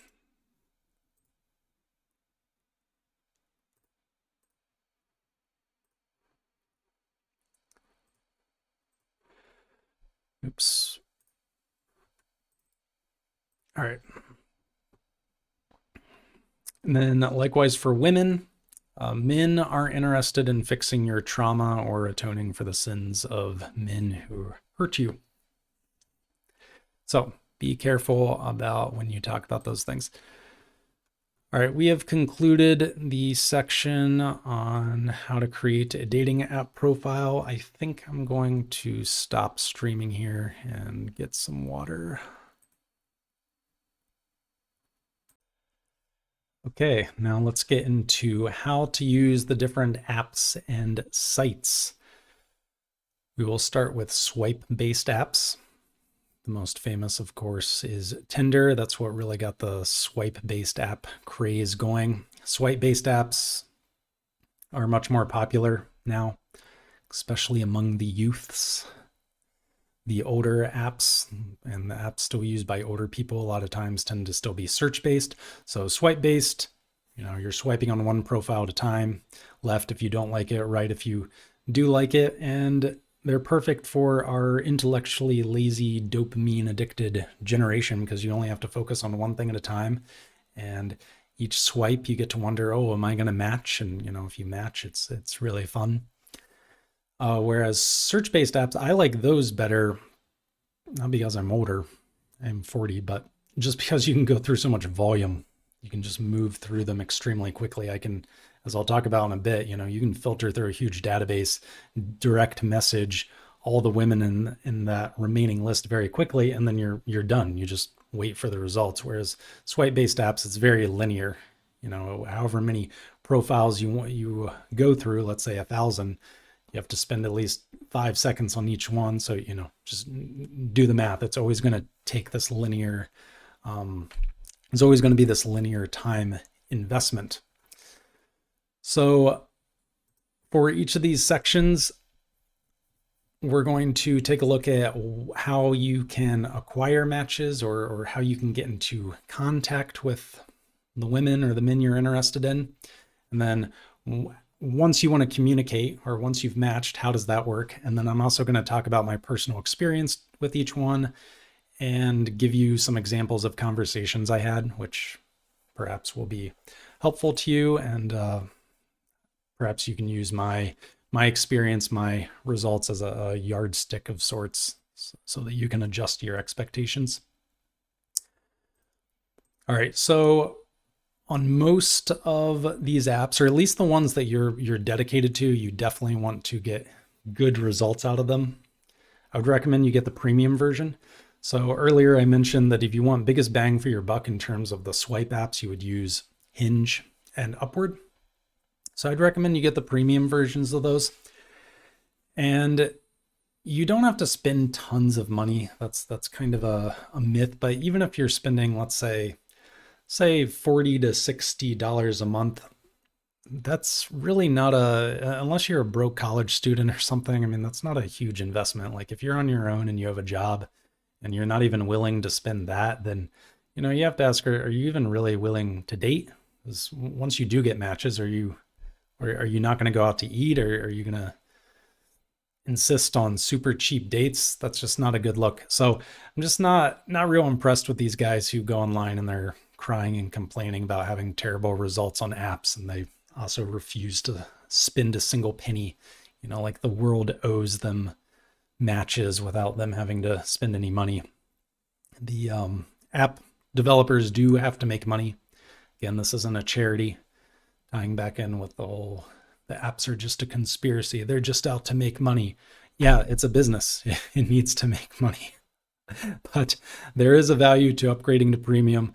One of which on swipe apps is that you're going to get to see who liked you, and that's going to make you more efficient because now other people are effectively doing the work for you. They're the ones swiping, and you can just pay and then go through, look through the likes and say, I like you, I don't like you, and instant match. That's what I did on Upward, Tinder, and Hinge, and I would say it was definitely worth it. Okay, so recommended, get the premium version, then set up the deal breaker filters. You want to start with your more stringent filters and get more lax over time rather than the other way around. So view your online dating efforts as a months long and years long process, and say, like, let's say you're going to start right now in January of 2025. Say, I'm going to set up my strictest filters. And maybe you want to think about this beforehand, write it out beforehand. What are my strictest filters? And then you'll come up with a game plan, like, I'm going to try my strictest filters for 3 months and see what that produces. And if you don't get a single match in 3 months, okay, now let's see what you can remove. Try removing one of those and see if it changes anything. And if you do this meticulously enough over a long enough period of time, eventually you're going to have a really good idea of what your dating market value in that target market is like. And that's really good information to have. It's really good information because when you finally find someone, you're going to have a pretty good idea of whether or not they are the best you can attract. And then you don't have to worry about grass is greener type thoughts, which are miserable, but can definitely creep into your mind if you've been using apps for a long time and you're not really clear of, whether somebody is at the peak of what you can attract. So here my recommendation is maybe adjust filters, maybe by just one variable once a month. And this is assuming you're swiping 5 to 10 minutes a day. I would also strongly recommend that you swipe right based on looks only. This is going to make you way more efficient. Like, yeah, I know some of you strongly disagree with how efficient I am, my obsession with efficiency when dating. But again, I'm going to remind you, some of you have to be efficient. Some of you are not very good looking. So you have to be efficient. You have to play the numbers game really hard. And if you're taking the time to carefully read each profile and contemplate, does she have all the qualities I could possibly ever want in a wife or want in a husband? You're just wasting your time. No, just swipe based on their looks. And if they match with you, then you can go back and read their profile. And if you go back and read it and they're not what you want, then just unmatch and move on. Simple as that. No, hardly, it's like seconds of time wasted otherwise. So another part of upgrading apps is that you get something called super likes. So that's where some kind of notification is sent to the man or the woman that you super liked saying, hey, this person really likes you. So you might have 2 or 3 per week with whatever premium version. I'll just say right now, it's probably not going to make much difference. So don't get hung up on like, oh, I got to save my super likes for, these top tier men or women. It's going to make a big difference. No, it's really not. It's really not. Just use them or don't use them. It's probably going to make no difference. Now, there is one theoretical strategy you could use with super likes, and that is using them to pierce filters. Now, this does assume that someone will be notified that they've been super liked, even if you don't match their filters. I'm pretty certain that's the case. I did try this strategy a little bit on Upward. In fact, the one date I got on Upward, I should say the one date I got with someone who I considered to check off a lot of my check boxes. I think it might have been because I had super liked her and was using the strategy because she was significantly younger than me. And it's quite possible that I was out of the age range she was searching in. I'm not certain though, but that is one possible theoretical strategy with super likes, but it could also be expensive. Anyway, super likes, don't worry too much about them. All right, so once you get a match, what do?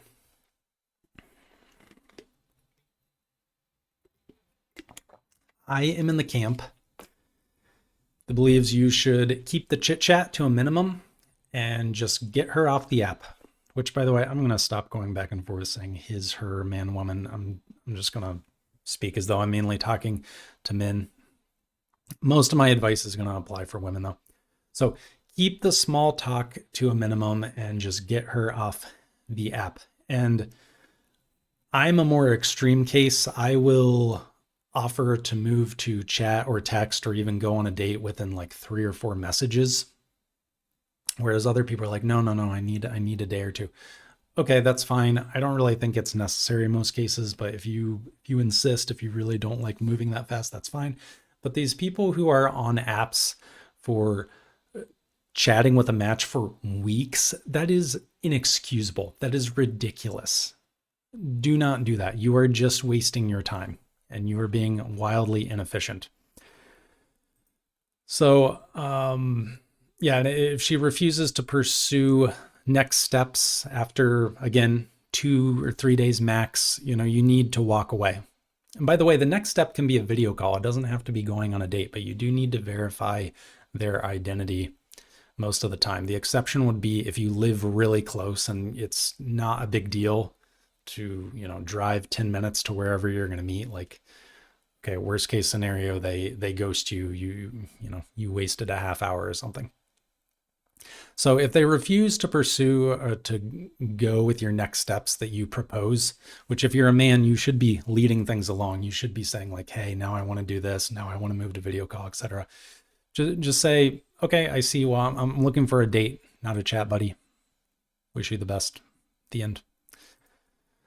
Maybe if you say that, that'll set a fire under her. But otherwise, yeah, just if she doesn't respond, just unmatch and move on. So the rationale behind all this being efficient, keeping the small talk to a minimum, is that you value your time and her time. The purpose of apps is to help you meet dates, not to facilitate the talking stage. That should be done on dates. That should be done over WhatsApp or text or Snapchat, whatever you all use. And then here is a big one. If she's pretty, she is going to be bombarded with attention on that dating app. And it's quite possible that she has messages turned off on that app, because remember, good-looking women are going to get a ton of attention. They could be even potentially talking to hundreds of men. I remember one woman I matched with. I was getting annoyed trying to talk to her, and I was like, are you going to put any effort into this conversation? Like, you're legitimately boring. I mean, at that point, I'd basically given up. So I just kind of insulted her. I was like, you're just straight up boring. And her response was literally like, oh, it's okay. I have 130 other guys to talk to. And she wasn't even that good looking. She was like, maybe a 5.5, a 6. So that was kind of a wake up call for me on just how bombarded these women are with attention. So you want to get into her personal bubble. You want to get to a place where you have more direct access to her. You don't have direct access to her really on apps. So staying on the app is a terrible idea. You're in that impersonal zone where you're fighting for her attention along with dozens or hundreds of other guys. Okay, so if you want to be maximally efficient, you can push for next steps right away. And I think you'll have fine results. And by right away, I mean within the first 3 messages. The response to this is always, but you'll scare her away. Personally, your mileage may vary, but personally, I've never seen this backfire. Maybe in 2 situations, the woman asked to stay on the app a bit longer, but in both of those cases where she asked and I acquiesced, we never ended up going on a date. Like, all the times when I asked to move quickly to a date and they acquiesced, like we went on the date. So I'm going to show you an example of this as I posted on the Christian dating subreddit. So dating tip for men: dating apps are for setting up dates, not getting to know someone. You can read more of my rationale here. I talk about how, another advantage of this is that it helps you avoid one-itis. It helps keep you kind of more in that business-like mindset. Anyway, I have some photos here. Bumble. So, hey, that was my name. How's life treating you? Hi. Staying busy with work. Anyway, I'm not much for chit chat on these apps. I'll dive right in. The next few weeks, I'm blah, blah, blah. Have you been to this restaurant? And then she said, oh, wow, you don't waste any time, do you? And then we went and set up the date, and we went on that date. This was Hinge. Hinge is interesting. You can send messages with your likes.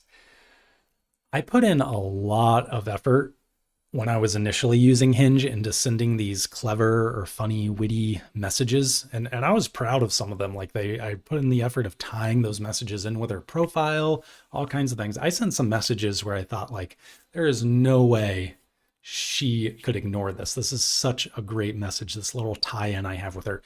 Nope. In my experience, it made absolutely no difference on Hinge. Like absolutely no difference whether I included a message or not. But again, your mileage may vary. So I like the photo. Hey, how's your week going? Staying busy. All right, I'm not much for small talk, so let's meet at the Starbucks. So I ended up picking her up. I think we went on 2 dates. All right, so this was Tinder. Hey, how's your week going? That was me. Mine is going good. How's yours? Interested for meeting or lunch or coffee? Yeah, sure, we can. Does blah, blah, blah work?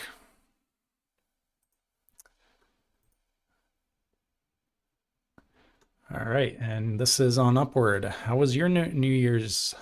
Good, how was yours? So this one was a little bit longer. I think I talked to her a little bit about the fact that she was in seminary, which was kind of interesting to me. Anyway, you're pretty cute, and I imagine we could find something to argue about. Let's set up lunch or dinner.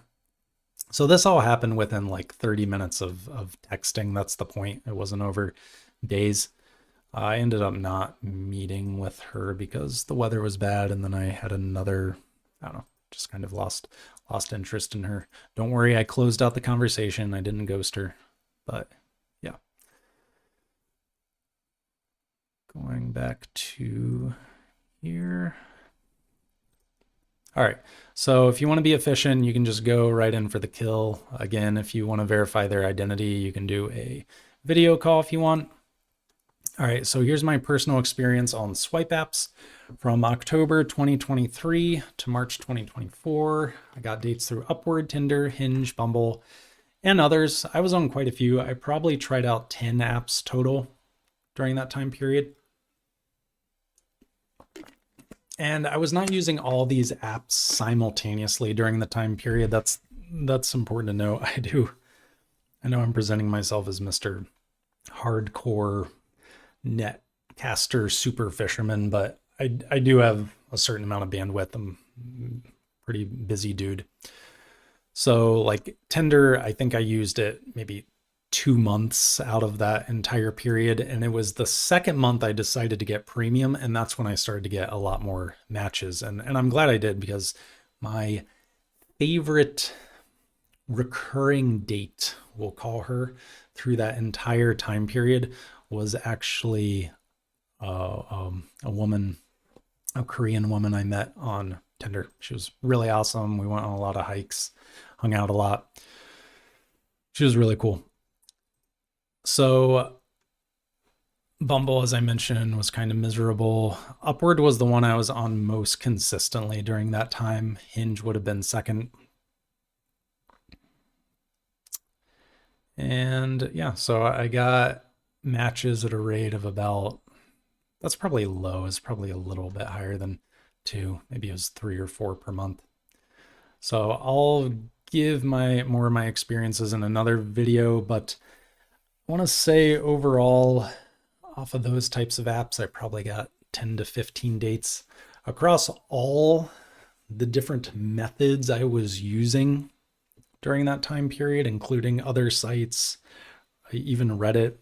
It was a lot higher. I probably went on 20 or 25 dates. No, probably maybe even higher, somewhere between 20 and 30 dates in the local area.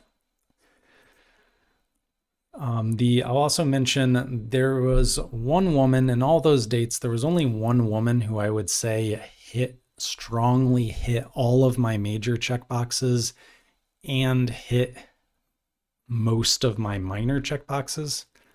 In fact, I'll just say she hit all of my major check boxes and all of my major preferences.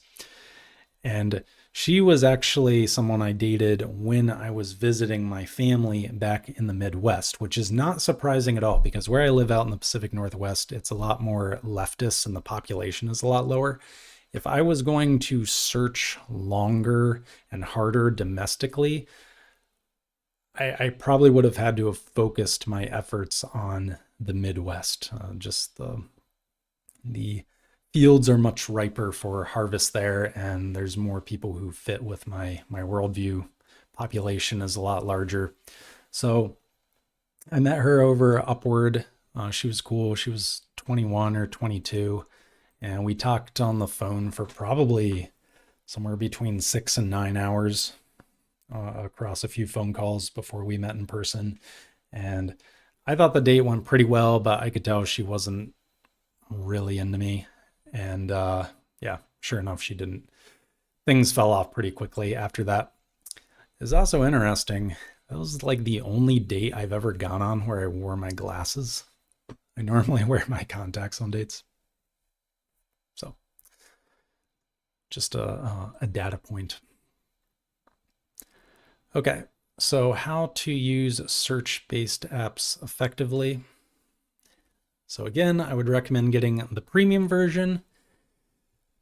And in this case, on search-based apps, the premium version is going to let you send unlimited messages usually. That's usually what it will do, or it will unlock your ability to search the whole database or whatever. So as with swipe-based apps, you're going to set up your deal breaker filters, which, by the way, I'll just mention real quick. My major deal breakers were she has to be Protestant, she has to be fit, and I don't mean not obese, I mean fit.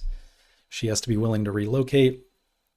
She has to be, obviously, she has to be okay with me being a divorced dad. And what's the other one? Oh, and she can't be career-minded. I'm not looking to do an egalitarian partnership style marriage. So those are my deal breakers. And then my strong preferences are that she's in her 20s. And then also I really don't want to have a lot more kids. I originally, going back to the topic of setting your most stringent filters early on and then getting more lax, I started off initially looking for women who didn't want to have children, but pretty quickly I realized that was going to be tough, and I needed to remove that preference. So, all my other preferences that she oh yeah, also another major preference is that she didn't have children of her own. That's not a deal breaker, but it was a strong preference.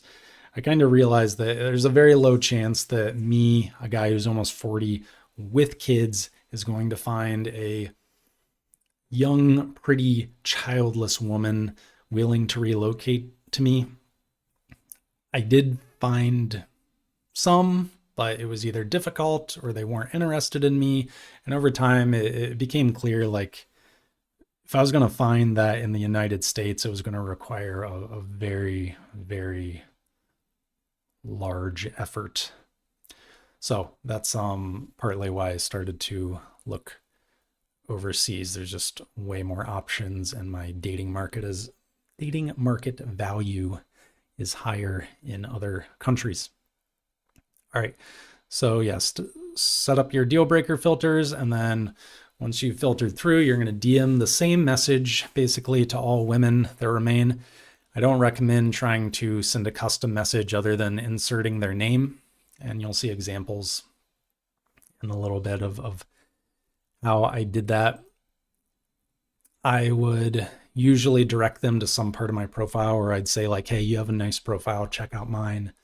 And if you like what you read, then let's talk further. So when you initially do this, if your results are greater than 100, then that's probably a little bit low, maybe 200, then I'd recommend tightening your filters, because within those results you get, there's a good chance that maybe half or more aren't going to be physically attractive to you. So then see who responds over the next week, and then iterate over, think I meant to say those two. Set up deal breaker filters and then DM the results. Then if she reciprocates, keep small talk to a minimum and get her off the app ASAP.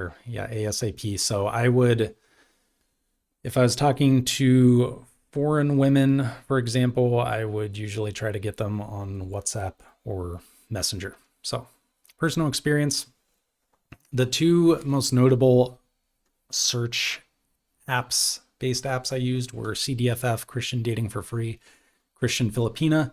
This was obviously after I had decided to start looking overseas. So late spring, it's actually like April and May, I started doing that. And so the female population in CDFF is over 100,000. That's my estimation. So in 1 hour, I set up my most stringent filters. I filtered down to 30 women and I messaged them all. And I was copying and pasting like Control V. I was copying and pasting those messages so quickly that the hosting provider of CDFF blocked me because it thought I was some kind of bot or trying to DDoS them or something. So the way I did that too is I just opened all 30 users that I was interested in, because it returned more than 30 users, but then I went through and found the ones that I was physically attracted to. So let's say my actual filters returned 200 or 300. I then went through the list. I would right click, open a new tab each time there was somebody who was physically attractive. And then once I had done all that, I had these 30 tabs open at the top. I went through and I pasted the same opener to most of them. I would change out the name. So, hi, whatever, you have a great profile. How's your day going? Something like that. And I had pretty good results on CDFF. Yeah, there's some really awesome women on there. I didn't talk to too many of them in a lot of depth. I did get a few on WhatsApp and we talked a bit, but anyway, most of my interactions in May were on Christian Filipina. So the female population on Christian Filipina is about 250,000. And in 2 weeks, I filtered down to about 1,200, I think. So again, obviously I should give you an idea of how strict my filters were. And I messaged around 400 of them. This was over a 2-week period. That took a bit longer. Got responses from about 200 of them, moved to WhatsApp with about 50 of them, seriously talked to about 5 of them, went to the Philippines to visit 2 of them, and now I am in a relationship with 1 of them. So that is playing the numbers game. Here's some example conversations if you want to see how I did it. This first one was from a woman in the Philippines. This was not Christian Filipina, it was on CDFF. But it goes to show the first message I sent her was asking for her to take a look at my profile. And then at the bottom, it said, please answer those 4 deal breaker questions. So you can see she showed initiative. She's answering the questions right away. So no, does that mean she's not a Protestant? I actually don't forget how I had the questions worded. So she's willing to submit to the leadership of her husband. Because I asked, like, are you feminine? Are you willing to submit to your husband's leadership? And then here was a woman. This is one of the few women I talked to from Europe. Basically, I wasn't too focused on Europe because, actually, I just don't want to go into that right now.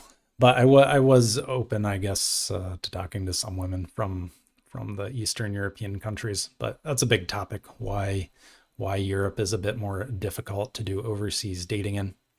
So anyway, I open up with Privyet. Not that I know Russian or Ukrainian, but I like to integrate their languages when I can. Like, especially when I was talking to Filipinas, I'd say Magandang gabi or Mayang gabi, whatever, good evening. Just something like that usually helps get the conversation going. They appreciate it. It creates a little bit of connection. So yeah, she was very receptive. We had a nice conversation, and she was funny. She had a good sense of humor. And then it got to the point where I tried to get her off the app, and she was kind of waffling on using WhatsApp, and she wanted to use email, and I wasn't, yeah, I wasn't feeling email, and I already had other, felt like I had better options elsewhere, so I just kind of let the conversation die. Okay, so Christian Filipina. Let me go actually into my Christian Filipina profile. I have it up. So I just turned 40. I was 39 when I was on Christian Filipina, if that makes any difference. My profile is very similar to the Christian dating one I showed you. I just simplified it a whole lot because Filipinas aren't going to speak as good English usually. So I just wanted to simplify it and just really hit the highlights. And down at the bottom, I have, please answer the following questions to show me that you're interested in a serious conversation. So, do you believe salvation is by grace alone through faith alone? That's basically asking if they're Protestant. Are you willing to submit to your husband's leadership and be his helper? So that's how I weed out feminists or egalitarians. And then, do you exercise regularly? This was not really a deal breaker on Christian Filipina because fitness or exercising as we think of it in the US is not as common in the Philippines, but they also have a much, much lower obesity rate. They just tend to be more slim anyway. So a woman could say no to this and she was still clearly fit, and that was fine with me. But yeah, it's not like they don't really have gyms in the Philippines, except maybe in the larger cities. And then, are you willing to relocate to the US? Had the same pictures that I included on my Upward profile and the Christian dating profile. Christian Filipina, by the way, the cheapest is $300 for 3 months. So it is expensive, and it was absolutely worth it. And in my case, I had a lot of great conversations. So just as an example of that, if we go into my old messages, which by the way, I'm not on here anymore. I didn't delete my account because I want to be able to show people my results, but I'm not a premium member anymore, so I can't even talk to people anymore. So anyway, this just goes to show how, let me scroll up. This goes to show how many people I talk to on Christian Filipina. Just look at that bar, how slowly it is moving down. I probably interacted with somewhere between 500 and 1,000 women on here, either from me trying to contact them or them contacting me initially. And yeah, I had a lot of great conversations. Let's see if you can, yeah. So you can't even read these anymore, but this is how I would open up. Hi, name. You have a great profile. Take a look at mine. If you'd like to talk more, please answer the 4 questions at the end of my profile. And then a lot of times they wouldn't answer. And then it'd say, if you want to talk more, please answer the 4 questions. And eventually, let's see. Actually, no, I don't want to show that because it might show her phone number or something. But Arabella is the woman I eventually met. Oops, So Arabella is the woman I eventually met on there. Oh, before I get to her though, here is an example from the app of where I asked the intro question, and you can see how, gauging by their reaction, a lot of them were very enthusiastic to talk to me, and then they would answer my questions. So this person's taking the time to answer all my deal breaker questions. And then I would say, thanks for answering those questions. I'm glad we're on the same page. Shall we move to WhatsApp to talk further? And I'd provide my WhatsApp number. And Here is another example of a woman. We went to Facebook Messenger rather than WhatsApp. And so whenever we would, the reason I'm showing you this is how I would open up on WhatsApp or Messenger. So once we got over there and they gave me their number, I would always send the same message. I'd say, hey, thanks for adding me. Here's another recent picture of me. I would pretty much always send the same picture of me at the gym and, compliment her.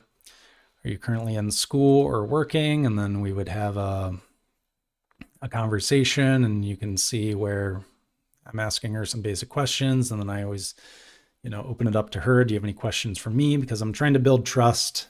Some of them don't know English super well, or they haven't talked to many foreign men, or whatever. You need to build trust. You need to be open about sharing information. And I didn't include it. I'm not including it in these photos I'm showing you, but very shortly after we had this conversation, I showed her tons of photos of me, my parents, my siblings, my children. And that's how you build trust, is through things like that. And then soon she was sending me a lot of pictures. She even sent me some recorded voice messages. This particular woman, I never ended up actually having a video call with. Her interest was always it's kind of like wavering. She was clearly glad that we were in communication and talking, but she never really showed enthusiasm about going to the next step of having video calls. So she's the type of person that I imagine, I kind of knew in my head, if things were going to get serious with her, I was probably just going to have to tell her, hey, I want to show up in the Philippines. I actually want to fly over there and meet you. So can we get to know one another better? Can we have some video calls? And that probably would have lit a fire under her. Otherwise, a lot of these women, especially the more beautiful ones, and she was definitely very beautiful, a lot of these women are so used to foreign men talking to them and just, using them for attention or whatever, that it's hard for them to know who's actually serious. So in indicating that I would actually fly over there would be an important next step. Another thing I did on WhatsApp and Facebook Messenger, since I was talking to so many Filipinas, is I would change their name. You can pretty much, in all these apps, these messaging apps, you can give whoever you're chatting with a custom name. So I would use that to include important bits of information that helped me remember who I was talking to, which, again, people watching this are going to think, oh, that's so terrible. You couldn't even keep track of who you were talking to. Again, it's not like it's not like I was wasting people's time for months or something. I mean, most of the interactions were just happening in a week, and then, or 2 weeks maybe, and then it'd be done. So, spare me any criticism, like I'm just treating these as random numbers or something in some big dating game. But I was talking at one point to probably 30 Filipinas simultaneously. So what I would do is I would put their name, their age, the quality, my rating of their quality of English, because a lot of them I would get on a video call with pretty quickly. They would even suggest it. A lot of these women would want to show me their house, or they have a different definition. Some of them have a different definition of house than we do. I mean, Philippines is a third world country. But they would show me their house. I mean, heck, I was meeting some people's grandmothers within 5 minutes. It was quite amusing. It was also amusing to have some random Filipina grandmother just look at you and be like, oh, guapa ang fam, handsome. So I would rate their English. There was one woman I was quite attracted to that I stopped talking to relatively early on because her English was so bad. Yeah, we got to be able to communicate if we proceed. So her written English was okay, but her spoken English was just awful. So I just couldn't handle it. And then vetted means, did I run them through my additional deal breaker or qualifying questions? So I asked those 4 deal breaker questions in my Christian Filipina profile initially. But then once I was having a conversation with them, I would run through, and this is more conversationally, I would run through other questions like, do you have a good relationship with your parents? What are your ambitions and your hopes and for the future, things like that. Do you want to have children? How many children do you want to have? That kind of thing. And if they got through those deal breaker questions, which usually they did, I would just mark them as vetted. And then the last one was my ranking for their physical appearance. So it was basically went hot, cute, mid, and sub-mid. And that was important because some people are good at taking photos, and then you get on a video call with them and you realize, oh no, you're actually a point or two lower than you made yourself out to be in those photos. And that could be because of lighting, angles, whatever. They could just be using old photos, although a lot of these women are pretty young, so they're not going to be using real old photos. So in her case, she was very attractive. She was very attractive. All right, that was talking to her, and then it was a big tangent going down now to how I met my girlfriend. So this was May 8th. Hi, Arabella. You have a great profile. Take a look at mine. If you want to talk further, please answer the 4 questions. And she didn't respond. So here's what would happen. I would message obviously the women on Christian Filipina that I thought were the most attractive. And that ended up being, about 400. So I filtered the 250,000 to 1,200, and then about a third of those I considered physically attractive enough that I wanted to match with, or I wanted to DM. But then of those 400, there were probably only 50 to 100 that I considered like really like ideally physically attractive. And if I messaged one of those women and they didn't respond, then like a week or 2 weeks later, I would do another run through and re-message them. And that's what happened here. So 10 days later, I said, hi, I think you're really cute and we'd get along well. How are you? So I go for a much more casual conversational approach. And by the way, I just want to say most women did respond to this first message. So people who say, oh, well, that proves your first message was crappy. No, statistically, that doesn't bear out. But in the case with Arabella, I'm glad that I went through and I did a second round because she responded.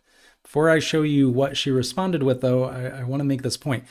On apps, after you've matched with someone or you've filtered someone out, it's okay to double text them.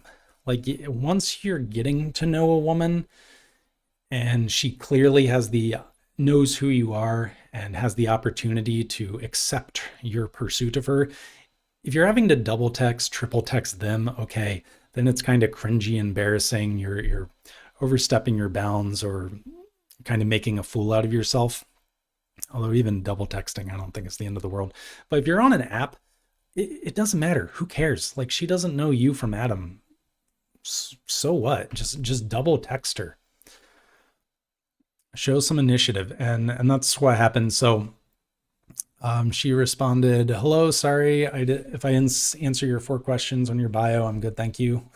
So I had to like kind of coax her, which was the case with a lot of Filipinas. They weren't like some of them were coy. I guess that's the word to use, coy. Would you like to answer them now so we can talk further? And then she answered them, and she actually indicated she wasn't sure if she was willing to relocate. By the way, she told me many months later, I asked her, why didn't you respond to my initial message? And she told me there's a very simple reason for it. It's because I had kids. And she was on the fence about regarding talking to a man who had children. She said, I thought you were very handsome, but the fact that you had kids caused me to pause. Now, she's met my children now digitally through the phone, through Messenger, so she loves them now. It's great now, but she did say that was initially a concern. So how many more years do you have in school? Would you relocate? Blah, blah, blah.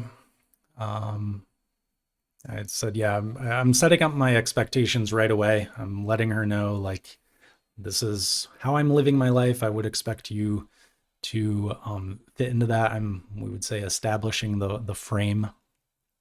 Gave her my WhatsApp number, and she actually said, I'm not going to do WhatsApp. She just straight up said, I have no desire to get WhatsApp. So I said, okay, well, do you have Messenger? And she gave me her Messenger. Then I added her, and her profile said she was in a relationship, which I knew why she had done that, but it wasn't because of me. It was because she was trying to prevent other guys from talking to her. But I asked her just for verification, and she said, no, I'm not in a relationship. I just put that there so no one would flirt with me, so I could focus on my studies. That was a very positive sign, because what that meant is she broke a rule for me. She's saying, I'm not interested in being pursued by most guys, normal guys around here, but for you, I'm going to make an exception. So that was a very good sign. If women are breaking their rules for you, so to speak, then that is a good sign and shows that they're very interested in you. So I'm glad that she added me on Facebook, because actually her Christian Filipina profile only had one picture, which, yeah, she should have put more pictures, but she only had one. I could still tell she was pretty. So once we got on her Facebook, I got to see lots more pictures of her, and I was like, oh wow, okay, yeah, she's pretty. This is good. And yeah, so then I met her. I flew to the Philippines 3 weeks later, which is very fast. I didn't fly there so quickly because I wanted to meet her so quickly. I flew there for scheduling reasons. Like, if I had not flown there in June, I literally was not going to have another opportunity for many months. So I just kind of dove in, and she was hesitant at first. In fact, when I first proposed it, she's like, no, I was thinking we could talk for like a year. And I'm like, I'm not talking for a year. So if you're serious about this, then I'm going to come and fly and meet you. And anyway, it all worked out great. That initiative was great. She really liked me. Her family really liked me. And it's been going good. So this was from the first visit. This was the second visit back in October. And yeah, things are going really well. All right, that was a long tangent. Hopefully you found that useful. That is search-based apps. So let's go now to Reddit.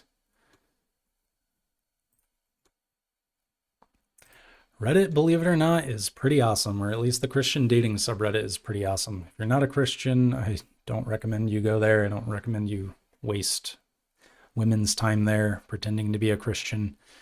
But if you're not a Christian and you can find some similar dating subreddit, maybe you'll get similar results as I did.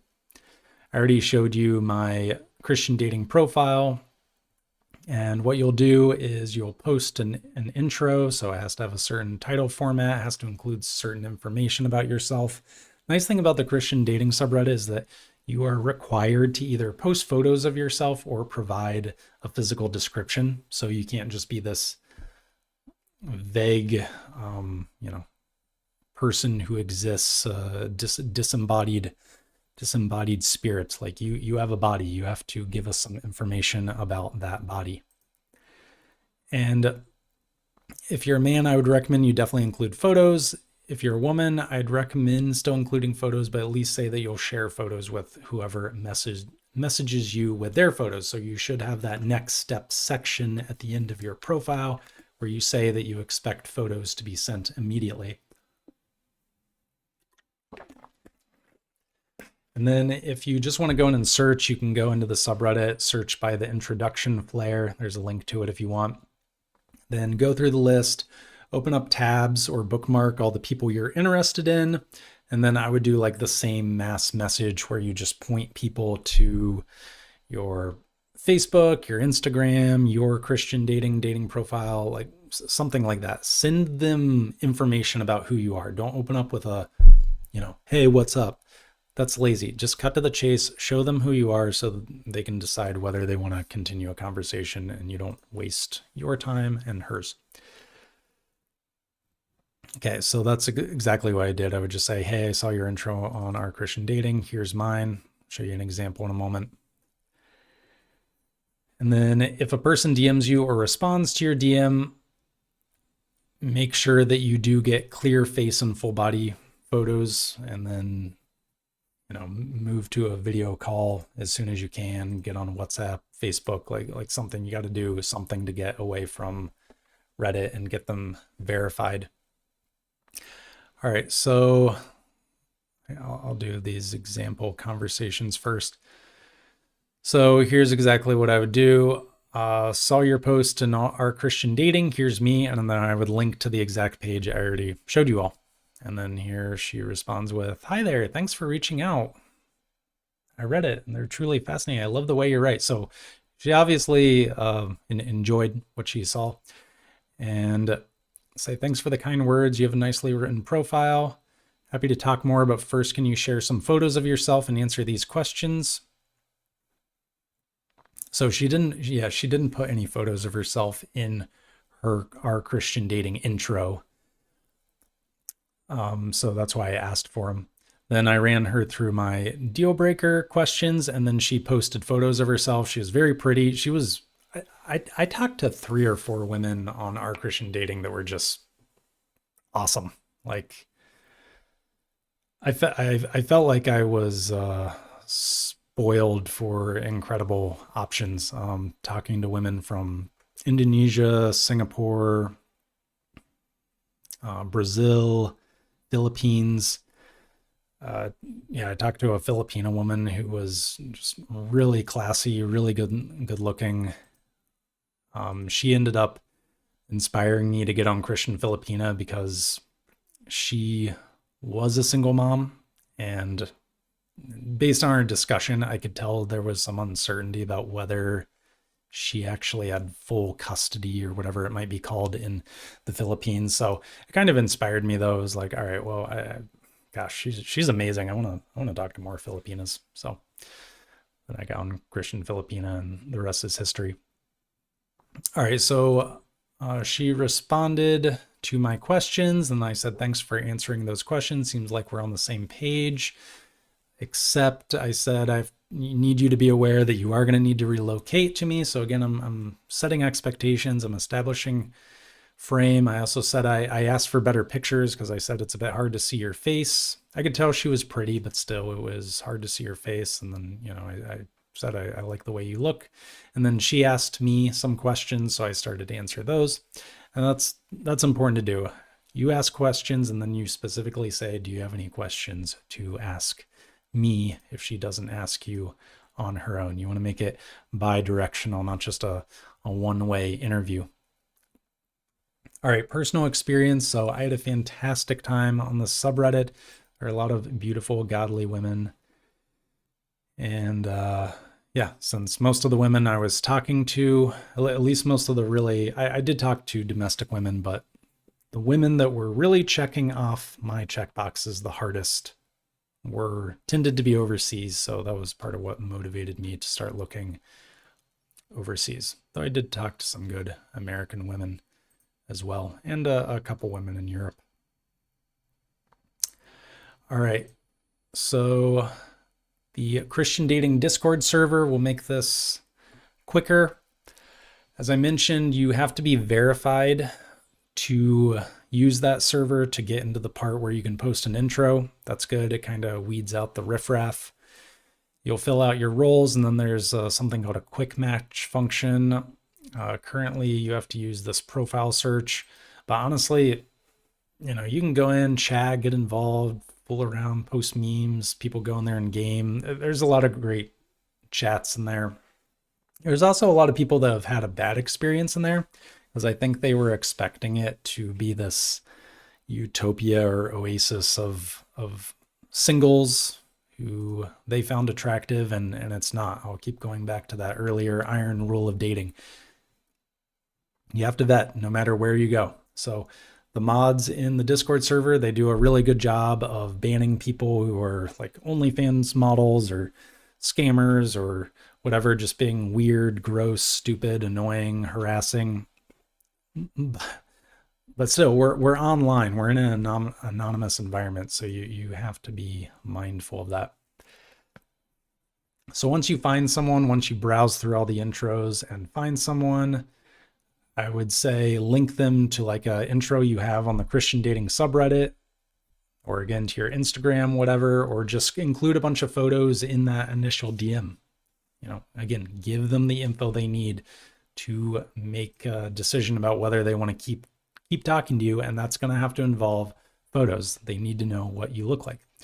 And then if she responds, make sure she sends more pictures if you're still unclear about what she looks like, or hop on a video call. So that's the Christian dating Discord. Then Facebook. So this is not Facebook dating. This is Facebook. How to just use plain old Facebook, either through the suggested friends or through groups. So the first thing you need to do is set up your Facebook profile to be dating focused. And you have to understand that there's only certain parts of your Facebook profile that are public, that will always be visible. And those are your profile picture, cover photo, bio, and featured photos. So those got to be your prime dating photos. And if you change your profile and your friends later, like, you know, what's going on with your Facebook profile? Whatever, who cares? Make your Facebook profile geared toward dating, not your aunt or your grandma or whatever. All right, so your profile photo should be the professional photo of your face. The cover photo should be a photo or quote that is special to you, or a picture of you with your friends or family. Your bio, there's a little bio section you can have there, should include some kind of Christian reference. For example, my girlfriend, her Facebook literally just says Jeremiah 29:11 in the little text bio. And sometimes I'll see somebody with just a cross or something. Or this is one I've used in the past: Christian, engineer, father, brother, son, missionary.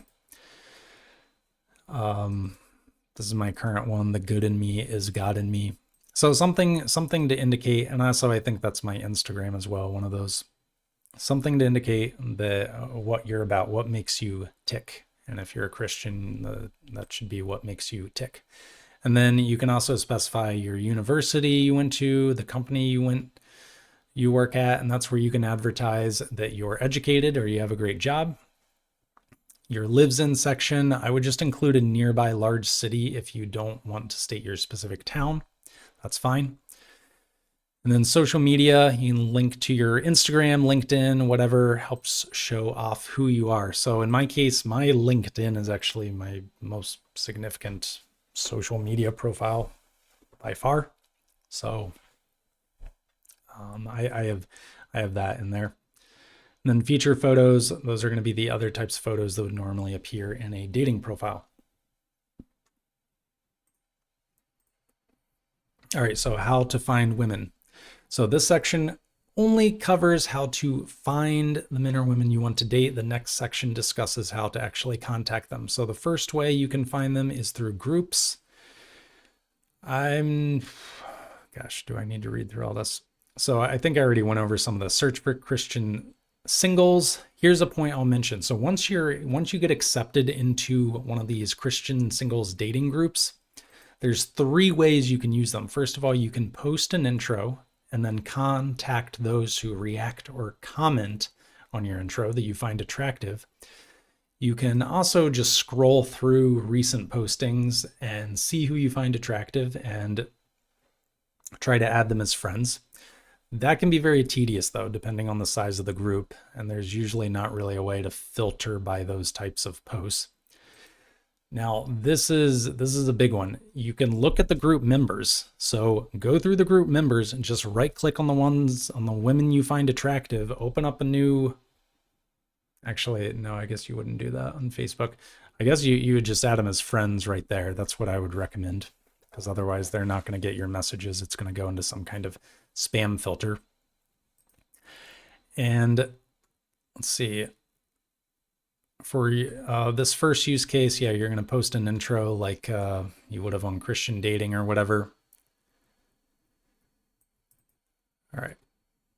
You can read that in more detail later if you want. So here's another cool way. This is actually one of the best ways to use Facebook. Go into a friend's profile. If you're a friend, I don't mean like a literal friend, but just a Facebook friend who you know is friends with a ton of attractive Christian women. Go in there and just start adding women as friends. And there's this one guy that I met on Facebook who, I don't know how he did it, but somehow this guy is friends with like every attractive Christian woman on Facebook, I swear. And if I hadn't found Arabella and I had decided to stay focused on domestic dating, I mean, I probably would have just used that guy's friends list as this gold mine of opportunity, because it's just crazy how many attractive Christian women this guy is friends with. And I don't even know where he found them all. But that's one way to use Facebook. And then the other way is through the suggested friends section. So this is at the top of your Facebook feed whenever you log into Facebook. It's called like People You May Know. And there's a page dedicated to it, which you can visit there, facebook.com/friends. And you can just go through that. And like I said, once you've started adding some women through the other means I've described here, Facebook is going to kind of figure out like, oh, this guy's interested in Filipinas in their 20s or American women of this age in this place, whatever. And you're going to get recommendations. It's pretty amazing. Good job, Mark Zuckerberg. You did it. So yeah, and that's all because Facebook wants you to be active on their site. So if they can do a good job of connecting you with people you like, then you're going to keep using Facebook. Okay, so once you have found the men and women you want to pursue, you need to contact them. So like I said, I would add them first as a friend and message them after they accept your friend request. And you will get notified of when they accept your friend request. So at that time, you can send them your generic intro, whatever that's going to be, just like, hey, thanks for the ad. I think you're cute, or something like that. And maybe make some tie-in if you want. Yeah, how's your week going? So the order is not mandatory. It is not required to add someone as a friend before you DM them, but there's a good chance that your message will go into their other folder or even their spam folder. So there's going to be some number of people out here who hear the strategy I'm promoting and they're going to say, oh, that's creepy. You can't just add random women you don't know. Yeah, actually you can. And I did, and it works just fine. You have to remember how dating works. Dating is mostly based on looks. And the way it works is if a good-looking man approaches a woman, he's considered confident. If an unattractive man approaches a woman, he's considered creepy. In both cases, the woman was still approached, seemingly out of the blue. Just all that matters is what you look like. Obviously, if you have some really stupid opener, okay, I guess that could mess up your results. But no, if she finds you attractive, she's going to accept your friend request. I've done it. It works. And I know people who even got married because they randomly added women on Facebook. Okay.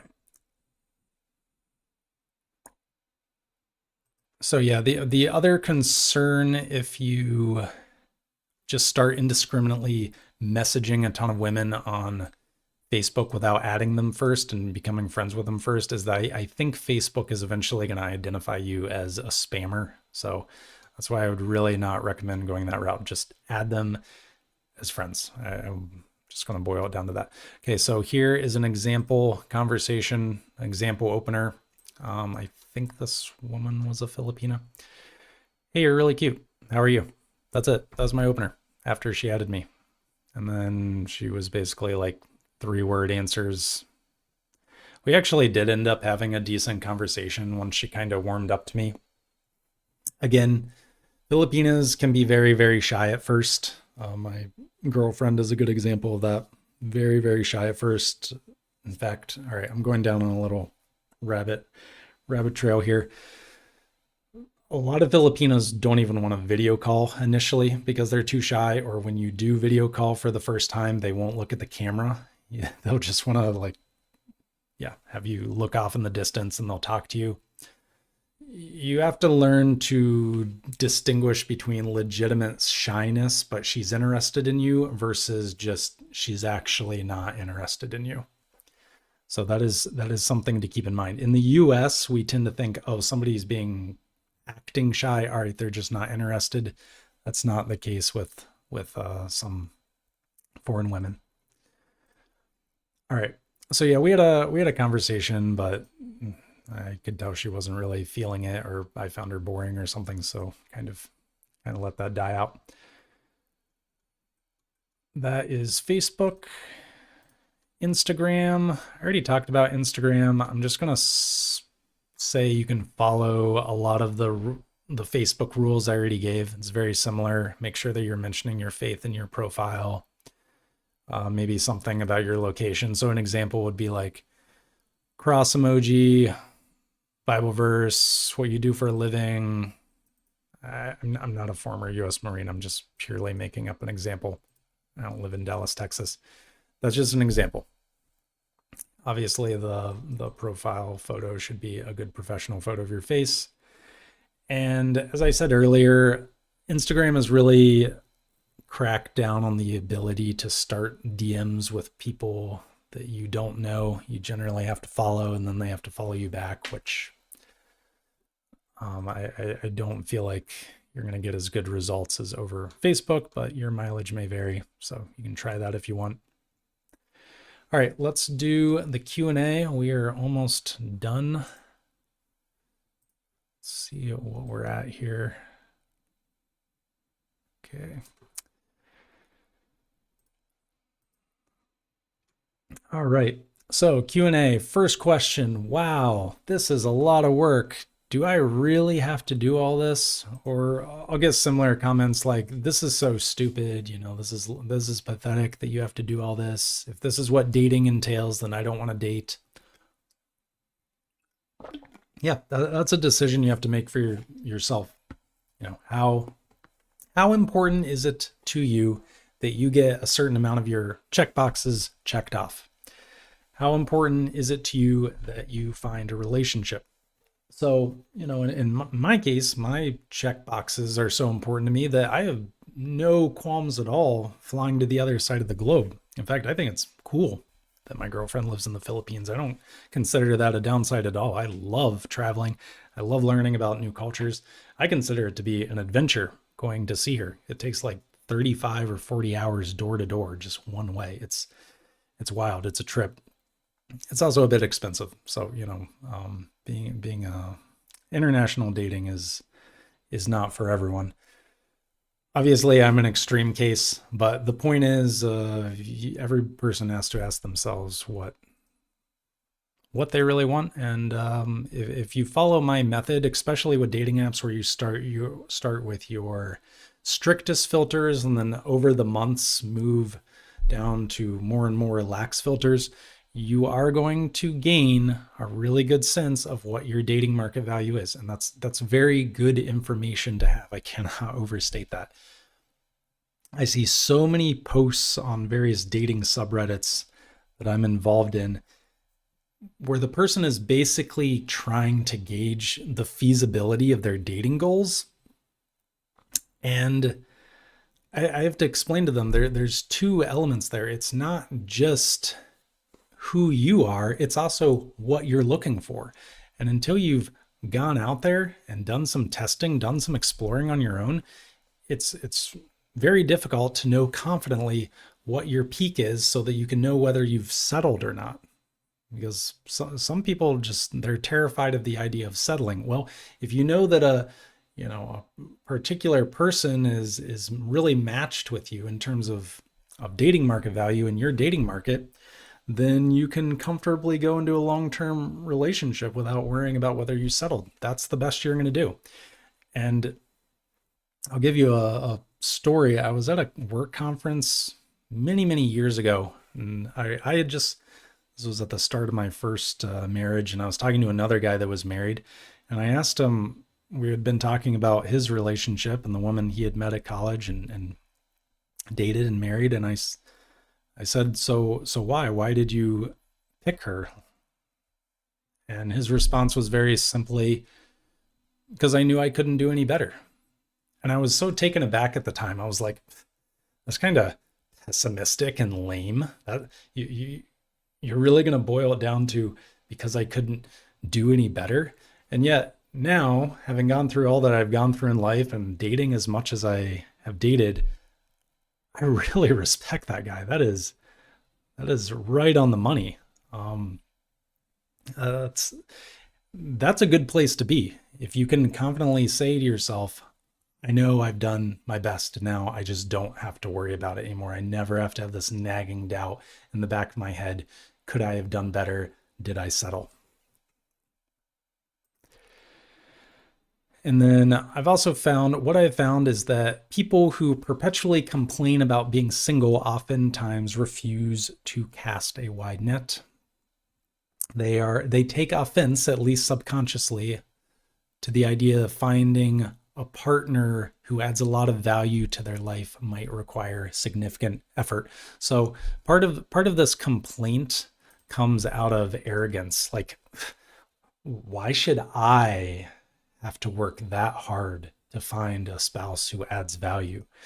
Well, like it or not, that's the way the dating market works. And, apparently you're not all that in a bag of chips. Apparently you can't just walk out the door and have top tier, top shelf men and women, whatever, falling at your feet. Join the club. Okay, next question. How do I deal with dating burnout? This is so unfun. And this might even be for a person who has successfully emotionally detached. But I'm still going to say the same thing I talked about during the Iron Rules of Dating. Lower your expectations. Expect to get ghosted. Expect to have a guy or girl show a ton of interest on the first date and then act totally different afterward. Just their interest plummets. Expect to have lots of time-wasting conversations. Expect to run into scammers or women who you're thinking, man, she's cute. This is really going well. And then all of a sudden she drops a link on you and you realize that she wants you to join her OnlyFans or pay for content or something like that. The other thing is you can and should take breaks. I mentioned that earlier. I'll add that in here. Take breaks. I know of one woman who was on dating apps. This is a Christian woman who was on dating apps for, I think, like 20 to 25 years, which, if that sounds horrifying, it probably is. But she told me that she would take breaks for usually like 3 months at a time. And then she would get back on 3 or 6 months. And anyway, eventually she found her husband. That was on Christian Mingle, actually, which as I mentioned earlier, Christian Mingle is a bit better for older people. Yeah, take breaks. No shame. Should I talk to multiple women simultaneously? Boy, this is a hot topic. This is one that comes up a lot. And my answer is resounding yes. That probably shouldn't surprise you at all because I'm kind of obsessed with efficiency. But if you can't keep track of all of your conversations or you can't handle it emotionally, then don't. So I've seen some guys try to turn this into a moral issue, like act like it's immoral, like you're somehow, It's like a soft form of cheating if you're talking to multiple women in the talking stage simultaneously. That's ridiculous. It's not. The whole point of the talking stage is to see if you should move to this point where you're exclusive. This idea that, oh, I'm interacting with you in a romantic context, therefore I have to give you all my time and attention. That's absurd. And that shows that you don't value your time. So, as I mentioned, I was usually in the spring. I was usually talking to 2 or 3 women at once, seriously, at all times. And then there were some periods when I had just gotten on a like Christian Filipina, where for like a week I might be talking to 10, 20, 30, but then it dies down really quickly as you start to realize who has genuine interest in you and who doesn't, or just found you a source of attention and entertainment for a little bit. Which, by the way, I want to say this, on Christian Filipina, almost no one asked me for money. There's always going to be that guy in the comments who's like, they're just talking to you for money, right? Well, no, because they weren't asking me for money. And part of the reason they weren't asking me for money is that site christianfilipina.com does a really good job of weeding out the scammers, the gold diggers, whatever. So I was having great conversations. No, women were not asking me to Venmo or Cash App them $100 to pay for their grandmother's funeral, or whatever the common scam or stereotype is.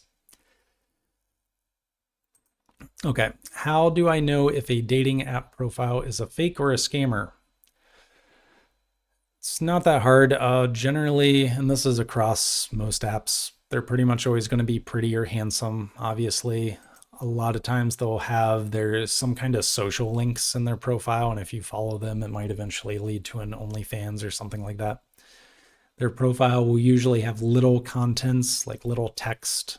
It's very vague, little description, because they're going through accounts. They're just burning through accounts. They don't have time or interest to write something meaningful. They're just trying to get people to click on their links, so they're not going to put effort into it. And the profiles are usually, I should also mention, the profiles are generally new.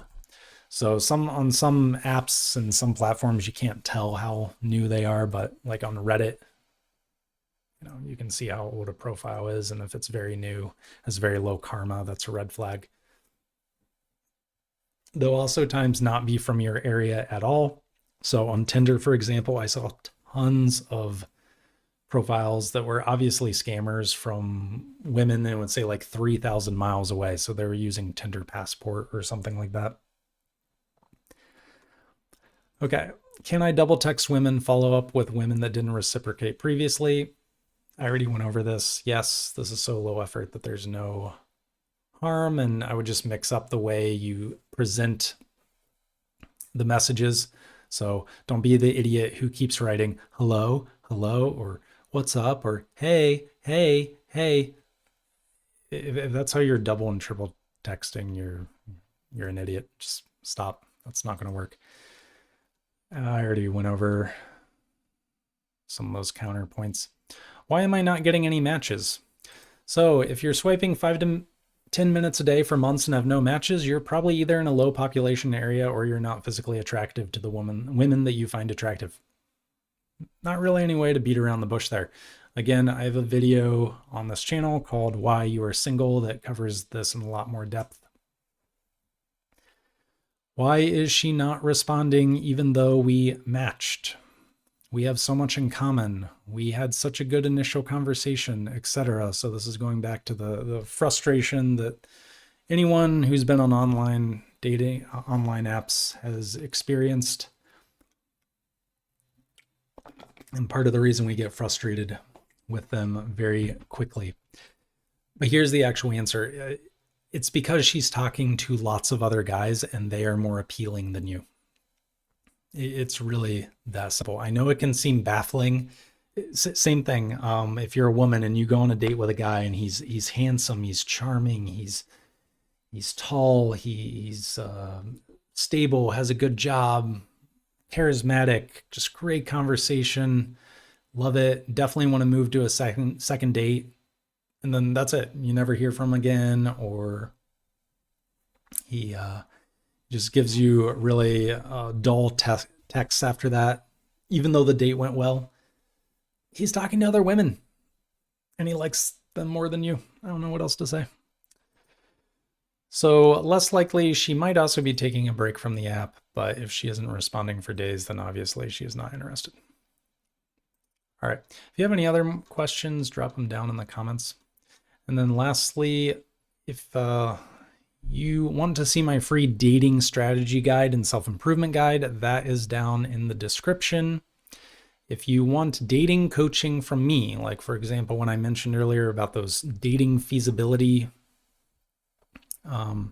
surveys or studies or whatever, if you want me to analyze the feasibility of your dating goals, evaluate your dating market value and your target dating market, then I have my intake form in the description. You can check that out. Be happy to work with you. I have been much busier lately, so I'm probably going to be doing less free analysis. But if you just want like a quick face or looks rating, I'm happy to do that. And then please like, subscribe, leave a comment, and tell a friend. So appreciate you watching. I know this was really long. And yeah, if you have any questions, let me know. Otherwise, I'll see you in the next video.